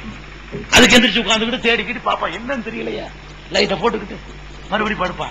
மறுபடியும் என்ன மூத்திரம் பஞ்சிட்டாலும் ஈரத்தில் கிடந்துக்கிட்டு மறுபடியும் எந்த ட்ரெஸ் மாத்தி விட்டு அப்புறமா தான் வயிற்று வலிச்சு தழுவும். அது என்னன்னு கண்டுபிடிக்கணும், ஆராய்ச்சி பண்ணணும். அது வேற என்னத்துக்கு அழுவுது? பாலை கொடுத்தா குடிக்காது, வேற என்னமோ இருக்குது. அது எறும்பா வயிற்று வழியா, அதுக்கு ஆராய்ச்சி பண்ணிக்கிட்டு 1/2 மணி நேரத்தை வயிற்றுல என்ன தடவி ஏதோ தெரிஞ்ச வைத்தியத்தை பார்த்து அப்புறமேல 2 கத்தி அப்புறம் பசிக்கிட்டு ஒரு காலம் ஒரு கனவை கண்டுட்டு அழுவும், காரணம் இல்லாம அழுவும், ஒரு காரணம் சும்மா அழுவும். இத்தனை தடவை முழிக்கிறவ ஒவ்வொரு ராத்திரியும். நீ ராத்திரி படுத்தன்னு சொன்னா 10 மணிக்கு, காலையில 12 மணிக்கு எந்திரிக்கிற நீ. அப்படிதான் நம்ம சமுதாய அமைப்பு இருக்குதுங்க. காலையில எந்திரிக்கிற வழக்கம் கிடையாது. 11 மணி 12 மணி அவெல்லாம் இந்த 8 மணிக்கு நிகழ்ச்சி பாக்குறாங்களே, எல்லாம் இந்து மக்கள் தான் பாக்குறாங்க, நம்மால் பாக்குறது கிடையாது. 11 எந்திரிக்கிறாங்க, 1 2 பாக்கணும். இது விளக்க பெரும்பாலும் என்னது அப்படி போயிட்டு இருக்கிற. நீ படுத்தா காலையில எந்திரிக்கிற, அவ உன் பிள்ளைக்காக வேண்டி தூங்கி இருப்பாள். அவ தூங்குனாளா? ஒழுங்கா தூங்கி இருப்பாள். அந்த பருவம் அது தவழ்ந்து தன்னுடைய காரியத்தை தானே ஆற்றுகிற வரைக்கும் அவளுக்கு ஏது உறக்கம்? இதுக்கு என்னடா கொடுப்ப? இதுக்கு என்ன கொடுப்ப? அவ செத்து போயிட்டான்னா, பெத்து போட்டு செத்து போயிட்டான், இந்த காரியம் செய்யறதுக்கு என்ன சம்பளம் கொடுக்கணும்? ஒருத்தர் பிடிக்கிறாங்க அப்படி பெத்து போட்டு மூத்தா போயிட்டான், உன் பிள்ளைய இந்த மாதிரி வளர்க்கணும், அதுக்கெல்லாம் ஒரு ரேட்டு போட்டு பாரு, கணக்கு போட்டு பாரு. உன் சொத்து போட்டு அம்புட்டை வித்தாலும் கொடுக்க முடியாது. அவ்வளவு பெரிய தியாகத்தை எதை எதிர்பார்க்காம செய்யறான்னு சொன்னா யாருக்கு கொடுக்கிறது? என்ன நியாயத்துல போலித்தனமான நியாயமாவது ஒன்று இருக்குதா? ஒரு நியாயமும் கிடையாது. அதுக்கப்புறம் பால் கொடுக்கணும் முடிஞ்சு போச்சா? இல்ல, அதுக்கு ட்ரெஸ் பண்ணி விடுறது, மழை ஜலத்தை கழுவி விடுறது, பள்ளிக்கூடத்துக்கு அனுப்புறது, பவுடர் போடுறது, எல்லாத்தையுமே கொஞ்ச நேரம் அடுப்புல சோறு கொதிக்குது கையில வச்சுக்கிறீங்கன்னா அதுக்கு ரொம்ப கிராக்கி பண்ணுவார். இவரு வேலை இல்ல, முக்கியமான வேலை இருக்கிறான். யார் இவரு? அவ எல்லா நேரமும் சோப்ப ஒரு 1/2 மணி நேரம் வச்சுக்கிறீங்க, இந்த காய்கறி நறுக்கிட்டு வர்றேன்னா அதை கேட்க மாட்டான். அந்த அளவுக்கு நீ ஒதுக்கி தள்ளும் பொழுது அவ்வளவையும் தலையில சுமத்திக்கிட்டு ஒரு பிள்ளையோட இருந்தா பரவாயில்ல, அது என்னது இடுப்புல ஒண்ணு, வயிற்றுல ஒண்ணு, கையில ஒண்ணு, காலில் ஒண்ணு கொடுத்துருவான். இப்ப என்ன பண்றது? நாளை வச்சுக்கிட்டு இங்கிட்டு உண்டாலும் அங்கிட்டு உண்டாலும் இதுக்கு பாலை கொடுக்கறதா, கஞ்சியை கொடுக்கறதா, சோத்தை கொடுக்கறதா, அது பள்ளிக்கூடத்துக்கு அனுப்புறதா? கொஞ்சம் யோசிச்சு பார்த்தே. பிராக்டிக்கலா உனக்கு செய்ய முடியுமா? இப்படி 4 பேரை வச்சு உனக்கு மேய்க்க முடியுமா? முடியாது. இந்த மாதிரி 4 பிள்ளை வச்சு மேய்ச்சி காட்டிட்டா உனக்கு நான் 1 லட்சம் ரூபாய் தரேன். 1 மாசம் மேய்ச்சி காட்டு. 1 வயசுல 1, 2ல 1, 3 வயசுல 1, 4 வயசுல தர்றேன். 1 மாசம் மேய்ச்சி காட்டு பார்ப்போம். அழுவாம பிரச்சனை இல்லாம அது ஆரோக்கியம் கராம உனக்கு முடியுமா? அவ்வளவையும் தியாகம் பண்ணி சுபஹானல்லாஹ்.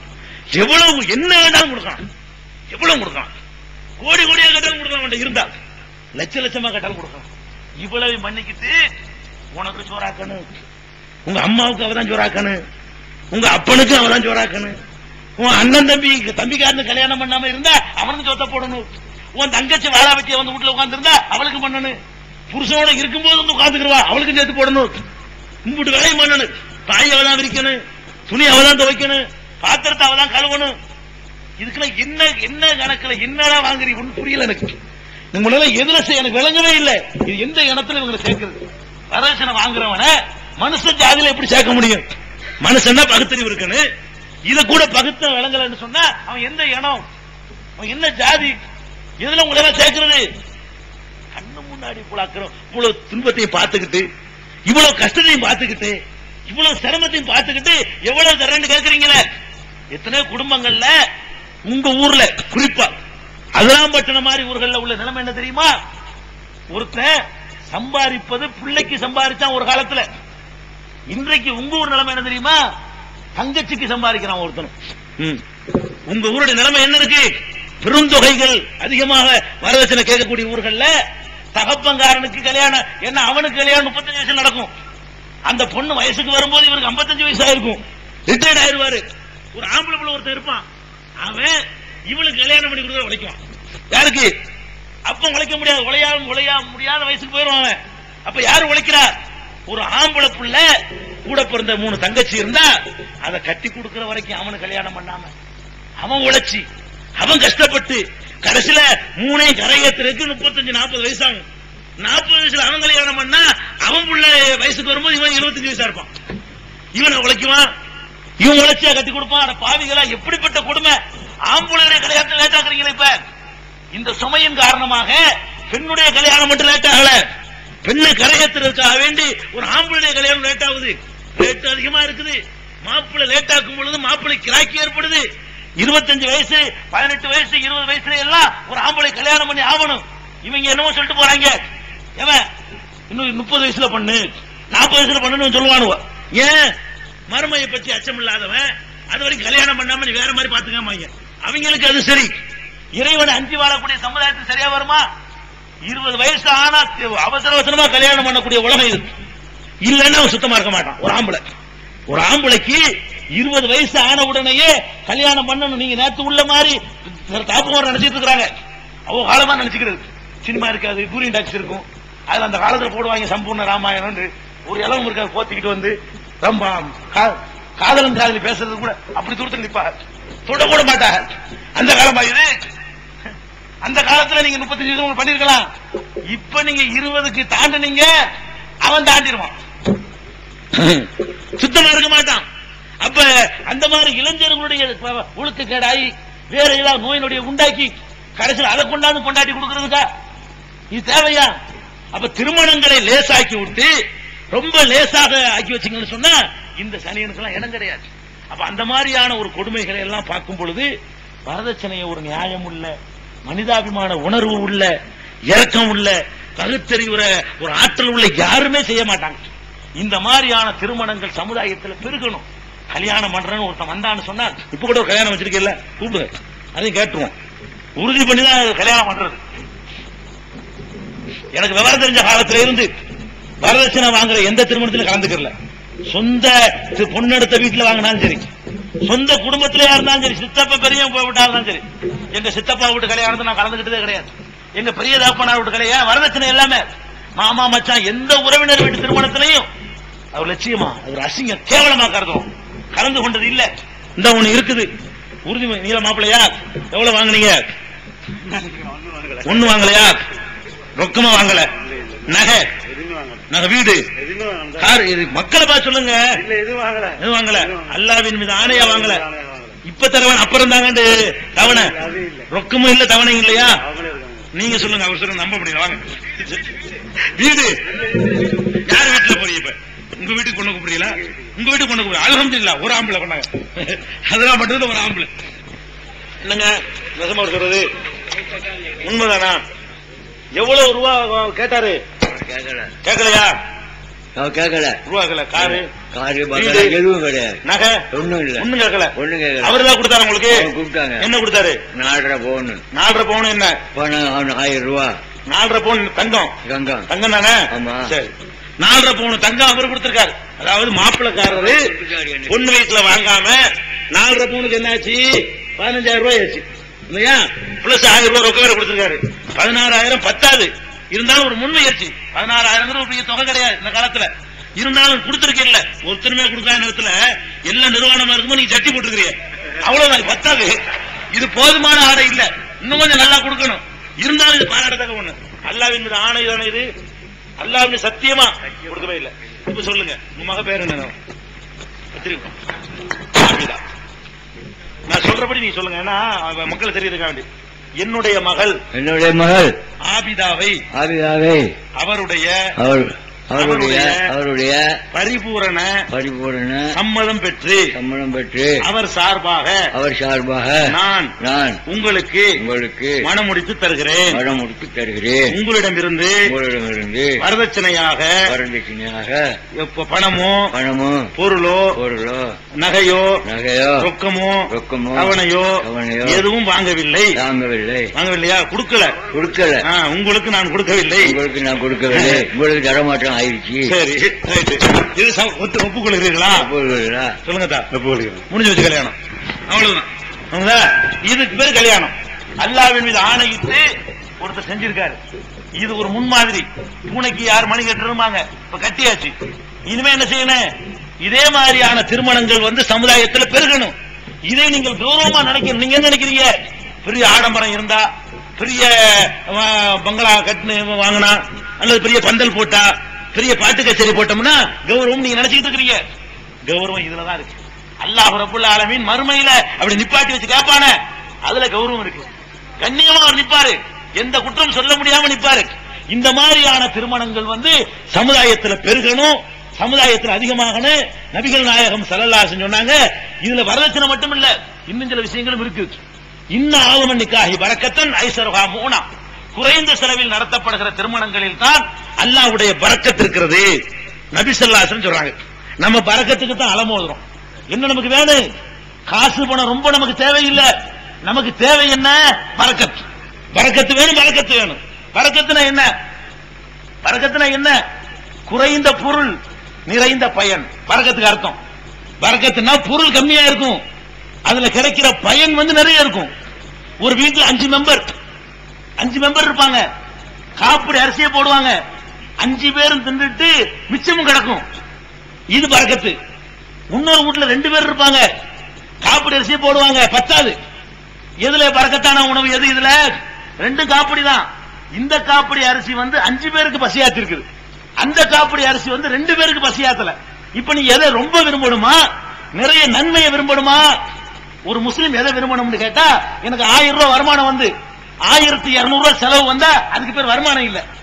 எனக்கு 10 ரூபாய் வருமானம் வரட்டும், 9 ரூபாயில என் காரியம் முடிஞ்சு போச்சு, 1 ரூபாய் மிச்சம், நான் தான் நல்லவன், நான் தான் பரக்கத்து பெற்றவன். 1000 ரூபாய் சம்பாதிக்கிறோம், பரக்கத்து பெற்றவன் இல்ல. அப்ப இந்த மாதிரி பரக்கத்து வேணும். அல்லாஹ் தரக்கூடியது நம்முடைய எல்லா தேவைகள் நிறைவேற்றணும். அவன் தர 100 இருக்கட்டும், 500 இருக்கட்டும், 1000 இருக்கட்டும், என் தேவைகள் பூரா நிறைவேறணும். அந்த மாதிரியான பரக்கத்து எப்ப கிடைக்கும் தெரியுமா? குறைந்த செலவில் திருமணத்தை நடத்துங்கள். வரதட்சணை அதிகமாவதற்கு காரணம் அதிக செலவுகள் தான். நீங்க எதுக்கு வாங்குறீங்க? வரதட்சணை எதுக்கு வாங்குறீங்க? பந்தல் போடணும், அதுக்கு வாங்குறீங்க. அலங்காரம் பண்ணணும், அதுக்கு வாங்குறீங்க. கச்சேரி வைக்கணும், அதுக்கு வாங்குறீங்க. இவனுக்கு சோறு கொடுக்கணும், அதுக்கு வாங்குறீங்க. எதுக்கு வரதட்சணை வாங்குறீங்க? உங்களுடைய கௌரவத்தை உசத்திக் கொள்வதற்காக வேண்டி ஆடம்பர செலவுக்கு தான் வாங்குறீங்க. இந்த செலவுகளை குறைச்சி சிக்கனமா பண்ண நீங்க முன் வந்தீர்களே, ஆனால் அதுக்கு ரொம்ப பரக்கத். பாருங்க, உண்மையில நான் சொல்றேன், இவருக்கு கல்யாணத்தில் எவ்வளவு செலவு? மொத்தம் ஒரு 2000 ரூபாய் இருந்தாங்க. மொத்த கல்யாண செலவு இல்லவே இல்லையோ? இல்லவே இல்ல. அப்ப எது பரக்கத்து? நீனும் கல்யாணம் பண்ற, உனக்கு 20 லட்சம் ரூபாய் தேவைப்படுது. இந்த ஆளும் பண்ணினார் கல்யாணம், 10 காசு தேவைப்படல. ஒரு இந்த பத்திரிகை ஒன்று அடிச்சிருக்காரு, அது ஒரு 300-400 ரூபாய் வரும். ஒரு 1000 ரூபாய் வரும் வைங்களேன். இவருடைய கல்யாணத்துக்கு 1000 ரூபாய். 1000 ரூபாயில கல்யாணம் நடக்கிறது பரக்கத்தா? 10 லட்சம் ரூபாயில பண்றது பரக்கத்தா? மூதி 2 அதான. 1000 ரூபாயில பண்ணா கொஞ்சம் சுகம் குறைஞ்சு போயிருமோ? வேற மாதிரி நடந்து போயிருமோ? நான் கேட்கிறேன்.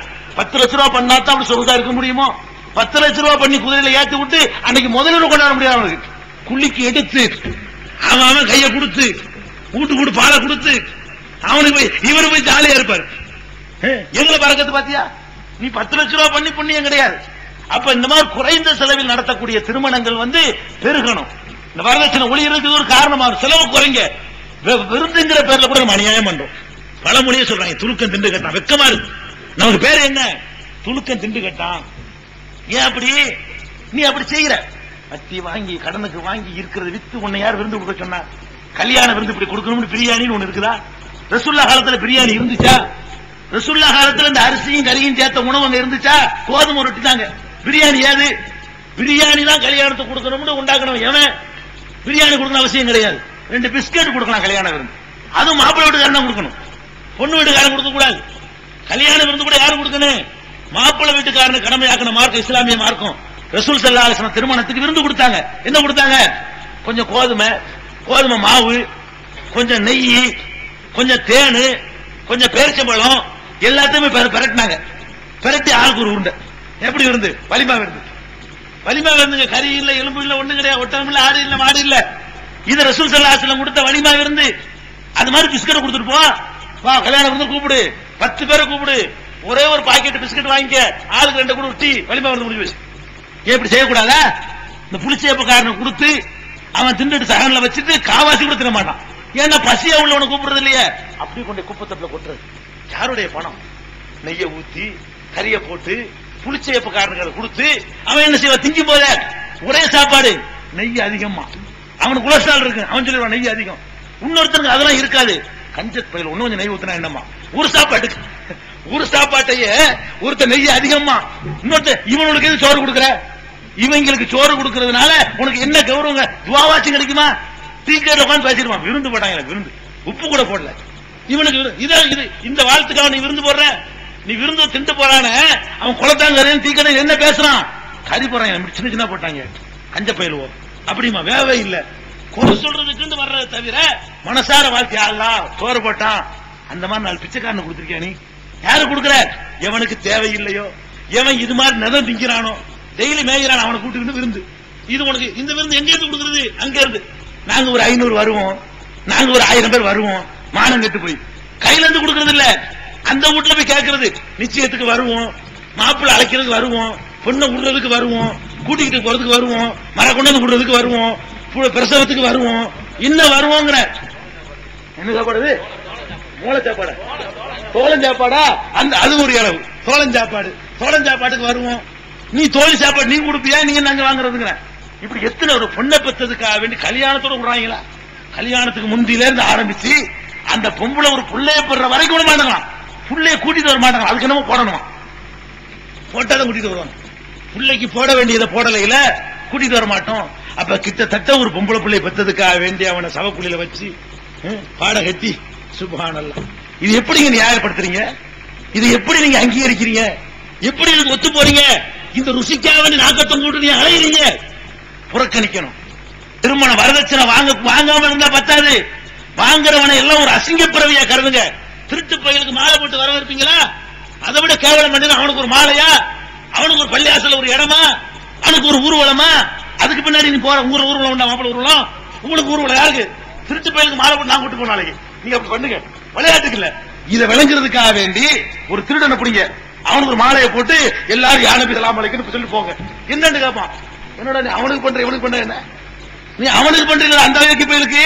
இவன் என்ன காரணம் கேட்டு திருடனை செஞ்சிருக்கான், 100 ரூபாய் திருடி இருக்காண்டா, இவன் ஒண்ணு மோசம் கிடையாது, நான் இவனை பாராட்டுறேன், நீ அந்த கொள்ளக்காரனை பாராட்டு அப்படி கேட்பீங்களா? உங்களுக்கு மாலையா? உங்களுக்கு ஒரு கௌரவமா? உங்களுக்கு பின்னாடி நம்ம எல்லாம் போகணுமா? வெக்கமா இல்ல உங்களுக்கு எல்லாம்? யாருக்கு பின்னாடி யாரு போறது? இதெல்லாம் அல்லாஹ்வுடைய பதிவேட்டுல பதிவாகாதா? புறக்கணிக்கணும். சொந்த பந்தத்தில் இருந்தாலும் புறக்கணிக்கணும். அப்படி விருத்து அசிங்கமா ஆக்கிட்டீங்கன்னு சொன்னா வரதட்சணை ஒழியும். இன்னும் நல்லா தெரிஞ்சுக்கிறீங்க, வரதட்சணை ஒழிவதில் உங்களுடைய சுயநலமும் இருக்கிறது. அதை நான் எச்சரிக்கிறேன். இன்னைக்கு இளமையில வாங்கிடுவீங்க. 5 பொம்பளை பிள்ளை எல்லாம் தந்தா என்ன என்ன ஆகும்? எத்தனை பழக்கம் கொடுக்க வேண்டியிருக்கு. இன்னைக்கு நம்ம வாங்காம இருந்தா நம்ம பொம்பளை பிள்ளையை கட்டி கொடுக்கும் போது வாங்க வேண்டிய நிலை வராது. கொடுக்க அல்லாஹ் காப்பாற்றுவான். நாங்க வாங்கல, வாங்காமலே நாங்கள் கட்டி கொடுத்திருக்கிறோம். அது மாதிரி அல்லாஹ் கொண்டு அமைச்சு தந்தானா இல்லையா? நாங்க வாங்கல, எவ்வளவு எதிர்பார்க்கல. என்னோட அண்ணன் இறந்துட்டாரு, அவருக்கு 2 பொம்பளை பிள்ளை, வாங்காத மாப்பிள்ளை அல்லாஹ் தந்தான். ஏன் நான் வாங்கல? நான் வாங்கல தானே எனக்கு அல்லாஹ் தண்டனை தருவான். நான் வாங்கல, நான் கட்டி கொடுக்க வேண்டிய அந்த சுமைக்கு அல்லாஹ் என்ன பண்றான்? வாங்காத மாப்பிள்ளைய கொண்டாந்து தர்றான். அப்ப அந்த மாதிரியான ஒரு அல்லாஹ் உங்களுக்கு உதவி செய்வான். வாங்கினீங்கன்னா 1க்கு 10 கொடுப்பான். இதுல பொம்பளைகளுக்குன்னு ஒரு தனியா சொல்ல வேண்டிய விசேஷமா, இந்த வாங்குறதுக்கெல்லாம் காரணம் பொம்பளை தான், ஆம்பளை கிடையாது. நான் நிறைய ஆம்பளை கேட்டேன், ஏன்டா வாங்குறீங்க? அம்மா சொன்னாங்க, எவ்வளவு சொல்லி பார்த்துட்டேன். ஆனா இது கோலத்தனம். அம்மா சொன்னாங்கன்னு எல்லாத்தையும் கேட்டியா? அம்மா சுபு கிளிப்பிட்டா போனியா? என்னமோ எல்லாத்துலயும் அம்மா சொன்னது கேட்ட மாதிரி. இந்த ஒண்ணு மட்டும் எதுல நீ அம்மா சொல்ல கேட்ட? உனக்கு விருப்பம் இருக்கு, அதுல ஒரு காரணத்துக்கு ஒரு ஆள் கிடைச்சிருச்சு, அவ்வளவுதான். நீனும் ஆசைப்பட்டிருக்கிற. அம்மா சொன்ன மத்த எல்லாத்தையும் கேட்ட மாதிரி, அம்மா சொன்ன மாதிரி கரெக்டா நடக்கிற மாதிரியும், அதனால நான் அம்மா சொன்னாங்க வாங்கிட்டேன். இது பொய். இருந்தாலும் இந்த அம்மா சொல்றாங்கிற நிசம். இந்த வரதட்சணை ஆம்பளை வேணான்னு சொன்னா கூட இந்த பொம்பளையிலும் வாங்குறாங்க. அவர்களுக்கு ஒரு ஆபத்து இருக்கு, சொல்லிடுறேன். இப்ப ஆபத்துல வச்சுக்கிறீங்க. ஒரு பெண்ணை நீங்க மருமகளா எடுக்கிறீங்க. மருமகளா எடுக்கும் பொழுது உள்ள நுழையும் போது என்ன எண்ணத்துல வருவா தெரியுமா? அவ பாப்பா, அவ அப்பம் பட்ட கஷ்டத்தை எல்லாம் பாப்பா. கல்யாணம் பண்றதுக்காக வேண்டி அப்பம் வட்டிக்கு வாங்கினது, அவன் ஊட்ட வித்தது, ஊர்வலா பிச்சை எடுத்தது, மன தூங்காம முடிச்சுக்கிட்டு ராத்திரி பகல பிறண்டது, தாயின் தாப்பன் உட்கார்ந்துட்டு அழுதது, இதெல்லாம் கண்ணால பாப்பா. அப்ப மனசுல வச்சுக்கிடுவா, சரியான பாடம் கற்பிக்கணும், உள்ள போய்க்கிறேன். உள்ள வரும்போது எப்படி வருவா? பாத்துக்கிறேன் ஒண்ணு. ஆணைக்கு ஒரு காலம் வந்தா பூனைக்கு ஒண்ணு வராமையா போகும், பாத்துக்கிறேன். உள்ள வருவா. வரும்போது நீ தான் அன்னைக்கு ஆளுவ. எது வரைக்கும் ஆளுவீங்க? முறுக்கு ஏறி இருக்கும்போது ஆளுவீங்க. ஒரு 50 ஆகும். உங்களுக்கு மாமியார போவீங்க, 60 ஆகும். என்ன செய்வீங்க? படுக்கையில மோளணும், படுக்கையில பேலணும், நடக்க முடியாது. அப்பதான் சாவி எடுப்பா. எது? அப்ப அவன் வேணும் உங்களுக்கு. உங்களுக்கு தெருவுல வீதியில போட்டு கணக்கு தீப்பா. நீ மகள் மாதிரி பிரியத்தோட அவளை உள்ள எடுத்துருந்தா அவன் நினைச்சு வரும்போது தாய் மாதிரி எவ்வளவு ரூபாய்க்கா வேண்டி இப்படி அலம் போதும் போது வேணாண்டு என்ன எடுத்தாங்களே மகள் மாதிரி அந்தஸ்து கொடுப்பா. உனக்கு 60 வயசா இருக்கக்கூடிய நேரத்துல நீ பெத்த மகள் உன்னோட இருக்குமா? பொம்பளை கேட்கிறேன். உனக்கு 60 வயசா இருக்கும், ஓ மக என் வீட்டுல வாழ்ந்துகிட்டு இருக்கும், உன்னோட இருக்காது. அப்ப பெத்த தாய்க்கு இந்த பொம்பளைக்கு உதவுறது யாரு? மருமகள் தான் மகளா நின்று உதவணும். அவதான் கவனிக்கணும். அவ கையில பொசிஷன் போகும், அவ கையில அதிகாரம் போகும். அந்த நேரத்தில் மிதிக்க ஆரம்பிச்சாலும் சொன்னா எத்தனை மாமியா படுற கஷ்டத்தை பார்க்கிறோம். அவ்வளவு நடக்கணும். உங்க சுயநலம் இருந்தா கூட இது பண்ணாதீங்க. அல்லாஹ் சேர்த்து வட்டி முதலமா சேர்த்து அனுபவிக்க வச்சிருவான். இத பயந்து நடந்து கொள்ள வேண்டும் என்று கேட்டுக்கொண்டு, என்னமா டைமாச்சா? அப்புறமேலே திருமணத்துல என்ன அதுக்கு ஒரு பித்தனா பண்ணிடுவாங்க, அதையும் சொல்லணும். ஒரு கேள்வியும் ஒரு கிளப்பிட்டு போயிருக்காரு, அதுக்கு நான் விளக்கம் சொல்லணும். இந்த இஸ்ரேல் விஷயத்துக்கு சிலதுக்கு தான் சொன்னாரு, அதுக்கு நான் விளக்கம் சொல்ல வேண்டியிருக்கு. அதாவது இந்த கல்யாணத்துல குத்துபா ஓதல பெரிய சங்க பேசுவாங்க, இதெல்லாம் வரதட்சணை வாங்குறதுலாம் பெருசா தெரியாது, பயங்கரமான குத்துபா. என்ன குத்துபா? குத்துபான உரை, சொற்பொழிவு. இவ்வளவு நேரம் என்ன பண்ணுச்சு? சொற்பொழிவு தான் நிகழ்த்துனுச்சு. வாங்குதா? திருமணத்துல சொற்பொழிவு, புரியிற பாஷையில சொற்பொழிவு, புரியாத பாஷையில நடத்துறதுக்கு சொற்பொழிவு இல்ல. குத்துபானா உரை. இவ்வளவு நேரம் கல்யாணத்தை பத்தியும் அதை பத்தியும் தான் உரை நிகழ்த்திருக்கிறோம். அது கூட கல்யாணத்துக்கு மாத்திரம் இல்ல, எந்த ஒரு சபையை ரசூல் ஸல்லல்லாஹு அலைஹி வஸல்லம் கூட்டினாலும் அங்க ஒரு உரை நிகழ்த்துற வழக்கம். அந்த மாதிரி கல்யாணத்திலையும் ஒரு உரை, அவ்வளவுதான். 2 சாட்சி குறைஞ்சது இருக்கணும். இத்தனை ஆயிரம் பேர் சாட்சியா வச்சாச்சு, என்ன சொல்லிவிடுவாங்க. மகரு கண்மணி வாங்கி கொடுத்துட்டீங்களா? சாட்சி இருக்கிற மகர் கொடுத்ததுக்கு ரெக்கார்டு இருக்கு, சாட்சி இருக்கா? யாராச்சும் இருக்கு, சாட்சி இருக்குது. இது போக துவாவாதம் விட்டாங்க, நாளைக்கு பேசுவாங்க. கல்யாணம் பண்ணாங்க, மேடையில் நிக்க வச்சுக்கிட்டு அசர்த்து சொல்லாம. அது புரோக்கர், கல்யாணத்துக்கு வந்துருவாரு. நீ எனக்கு ஊமையா? கல்யாணத்துக்கு அசரத்துக்கு என்ன சம்பந்தம்? அசரத்து வந்து என் கல்யாணம் பண்ணி வைக்கணும், எல்லாத்துக்கும் அவர் தான் பண்ணி வைக்கணுமா? கல்யாணம் என்பவன் பெண்ணை பெற்றவன் பண்ணி வைக்கணும். பெண்ணை பெற்றவன், பெண்ணுடைய அண்ணன், பெண்ணுடைய தம்பி, அவன் நின்று கல்யாணம் பண்ணி வைக்கணும். இதுதான் இஸ்லாமிய முறை. ரசூல் ஸல்லல்லாஹு அலைஹி வஸல்லம் வந்து அப்துர் ரஹ்மான் இப்னு அவுஃப்ங்கற சஹாபி வர்றாரு, வந்து அல்லாஹ்வுடைய தூதரே கல்யாணம் ஆச்சுங்கிறாரு. அவன் சொல்லல, நறுமணம் பூசிக்கிறத பார்த்துட்டு ரசூலுல்லாஹ் கேட்கலாம் என்னன்னு. அப்ப சொல்றாரு எனக்கு கல்யாணம் ஆச்சு, நேத்து ஆச்சுங்கிறாரு. அப்ப ரசூலுல்லாஹ் கூப்பிடாம கல்யாணம் பண்ணி அதான் வரணும்னா பெரிய ரசூலுல்லாஹ் அவர் கூப்பிடல சொல்லும் இல்ல. இதான் திருமணங்கிறது அவங்க பண்ணிக்கிறது. கல்யாணங்கிறது 2 குடும்பத்தார் பண்ணி கொண்ட விஷயம். அது மாதிரி பண்ணிக்கிட்டாங்க, வேற ஒண்ணும் தேவையெல்லாம் கிடையாது. துவா ஓதலேம்பாங்க. என்ன துவா? இப்ப கண்டுபிடிச்சிருக்காங்கல்ல, அல்லாஹும்ம அல்லி பைனஹுமா கமா அல்லஃப்த பைன ஆதம ஹவ்வான்னு ஆரம்பிச்சு அவ்வளவு நபிமார்களை இழுத்து யூசுப் எல்லா நபி அவ்வளவு துவா ஓதுவாங்க. இந்த துவா யார் சொன்னது? இது யாரு சொன்னாங்க? துவா ஓதுவோம், நம்மளும் ஓதுவோம். ரசூலுல்லாஹ் ஓதுனாங்கன்னு சொல்லி ஓதுவோம். ரசூல் ஸல்லல்லாஹு அலைஹி வஸல்லம் எந்த மனைவியை கல்யாணம் பண்ணும்போது இந்த துவா ஓதுனாங்க? எந்த மகளுக்கு கல்யாணம் பண்ணி கொடுக்கும் போது ஓதுனாங்க? அல்லது எந்த சஹாபியுடைய கல்யாணத்துல போய் இதை ஓதுனாங்க? இல்ல, அவங்களுக்கு தெரியாது, இந்த துவா தெரியாது. இது நம்ம கண்டுபிடிச்சது, 20ஆம் நூற்றாண்டுடைய கண்டுபிடிப்பது. இது ரசூலுல்லாஹ்வுக்கு இதுக்கு சம்பந்தம் இல்ல. எந்த மதகபுடைய இமாம் இந்த துவாவை சொன்னாரு? அவர் சொன்னதில்லை. ஷாஃபி இமாம் சொன்னாரா? அபு ஹனீஃபா இமாம் சொன்னாரா? மாலிக் இமாம் இந்த அல்லாஹ் கல்யாணம் பண்ணாரா? ஹம்பலி இமாம் அவர் ஓதுனதில்ல. இது மதகபோடு சும்மா ஏமாத்துறது, மதகபுல இல்ல. இது இந்த அல்லாஹும் அல்லி பைனஹுமாங்கிறதுக்கு மதகபுக்கு சம்பந்தம் இல்ல. இது நம்ம அசர்த்து மார்வலா கண்டுபிடிச்சிட்டு. எதுக்கு? நீங்க கல்யாணத்துக்குன்னு ₹1 கொடுப்பீங்க, செத்தால் ரூபா, கல்யாணத்துக்கு ரூபா, தொப்பியை தலையில வச்சு அதுக்கு ₹1, மாலையை தோல்ல போட்டுனா அதுக்கு ₹1, சட்டிக்கு அடுப்புல வச்சு அதுக்கு ₹1, பணத்தை தூக்கணும் அதுக்கு ₹1, தூக்குனது இறக்கி வச்சு அதுக்கு ₹1, அதுக்கு ஜனாசாவுக்கு தொழுகை நடத்தினா அதுக்கு ₹1. கல்யாணத்துல ரூபா கொடுக்கணும். ரூபா கொடுக்கறதுக்கு சின்னதா ரூபா கொடுப்பீங்களா? கொஞ்சம் பெருசா இருக்கணும், சந்தோஷத்துல கொடுப்பீங்க. அதுக்கு தான், அதுக்கு கண்டுபிடிச்ச துவாவை தவிர இதுக்கு மார்க்கத்துக்கு சம்பந்தம் இல்லை. என்ன கேட்கிறாங்க? ஆதமும் ஹவ்வாவை போல இவங்களை இணைத்து வைப்பாயாக அப்படிங்கிற. ஆதமும் ஹவ்வாவும் எப்படி இருந்தாங்க உனக்கு எப்படி தெரியும்? அவங்க சண்டை பிடிச்சிருக்கலாம், அது ஏதாவது ஆதாரம் இருக்கா? அவங்க 2 பேரும் இப்படி நபிமார்கள் கரெக்டா இருப்பாங்கன்னு அர்த்தமா? நூஹ் நபியுடைய மனைவி காஃபிர்ங்கறான்ல குர்ஆன்லயே, வரபல்லாஹு மஸலல் இல்லதீன கஃபரு இம்ராத்த நூஹின். நூஹுடைய மனைவி காஃபிருக்கு மாடல்ங்கறான், மூமினுக்கு மாடல் காஃபிர் பொண்டாட்டியை சொல்றான், காஃபிருக்கு மாடல் நபியுடைய பொண்டாட்டியை சொல்றான்ல. அந்த பொம்பளை வந்து நல்லடியாருக்கு பொண்டாட்டியா இருந்து துரோகம் பண்ணுச்சுங்கறான். லூத் நபியுடைய மனைவி அது மாதிரி அல்லாஹ் குர்ஆன்ல சொல்றான். அப்ப நபிமார்னா அவங்க பொண்டாட்டியோட அப்படி பர்ஃபெக்ட்டா சுத்தமா கரெக்ட்டா ஒழுக்கமா இருந்தாங்க அர்த்தமா? கிடையாது. உனக்கு எதுவும் தெரியாது. ஆதம் ஹவ்வா எப்படி வந்தாங்கன்னு தெரியாது. இவன் கேட்டதுனால அல்லாஹ் என்ன பண்ணி தெரியுமா? ஆதம் ஒரு பக்கத்துலயும் இவங்க எழுதி கதை பிரகாரம், ஹவ்வா ஒரு பக்கத்துல தூக்கி போட்டான்னு சொல்லுவாங்க கதை. இது அதெல்லாம் இல்ல, இவங்க அப்படிதான் நம்புறாங்க. அப்படி கேட்டவன இந்த பொம்பளைய அதனாம் படத்துல விட்டுட்டு அவனை தூக்கி துவையில போட்டுறான்ல. நீ தானே கேட்ட ஆதம் ஹவ்வா மாதிரி, நீ ஆதம் மாதிரி துவைக்கு போ, இவ ஹவ்வா மாதிரி கிடக்கட்டு. நீ தானே துவைச்சிட்ட, கல்யாணம் அன்னைக்கு கட்டியில அதை 3 நாள் ஆகி விட்டுறான்ல. ஆதம் போக, நீங்க ஹவ்வா இங்கே இருங்க. என்னதுக்கு இந்த உனக்கு தேவையில்லாதவா இருக்கு? நபிமார்கள் எப்படி எப்படியோ வாழ்ந்திருப்பாங்க. அது மாதிரி நமக்கு முடியுமா? அது நமக்கு தாங்க முடியுமா? அல்லாஹ் நமக்கு என்ன கற்று தர்றான்? ரப்பனா லா துஹம்மில்னா மா லா தாகத லனா பிஹி. இறைவா எங்களுக்கு சக்தி இல்லாத சுமத்திராத அப்படி நம்ம கேட்கணுமா? எங்களை சோதிக்கிறேன்னு சொல்லிவிட்டு தாங்க முடியாத சோதனை கொடுத்து கையிலாவர மாதிரி ஆக்கிவிடாங்க. எந்த சோதனையில வெற்றி பெறுவோமோ அதை கொடுன்னு கேளு. ஐயூப் ரஹீமாங்கிற உனக்கு முடியுமா? அது மாதிரி அந்த மாதிரி நீ தான் இருக்கிற கதை புழு புழுத்து ஓடுச்சான் எடுத்து விட்டுக்கிட்டாங்களாம். அப்படி புழு புழுத்தாங்க வாழணும்னு சிலத்தை சொல்லியிருக்க. இது கதை. ஐயூப்புக்கு ரஹீமா பொண்டாட்டின்னு உனக்கு யார் சொன்னா? யார் சொன்னாங்க? அப்படி ஒரு ஆதாரம்லாம் கிடையாது. இப்படி என்ன நூகு பாரிச்சாங்க சில ஊர்ல மேலாவி நினைச்சுக்கிட்டு பையன நூகின் இவர் வேலைக்காரரை போய் விற்கப்படுறாரு யூசுப். இவர் மேல ஆசைப்பட்டு இந்த பொம்பளை தப்பா நடக்க கூப்பிடுது. பல வகையில இழுத்து பார்க்குது. ஒரு மயங்கல ஒரு கட்டத்தில் மயங்கரவும் செஞ்சுட்டாரு. அப்படி எல்லாம் குர்ஆன்ல சொல்றான். உலகது ஹம்மத் பிஹி வ ஹம்ம பிஹா.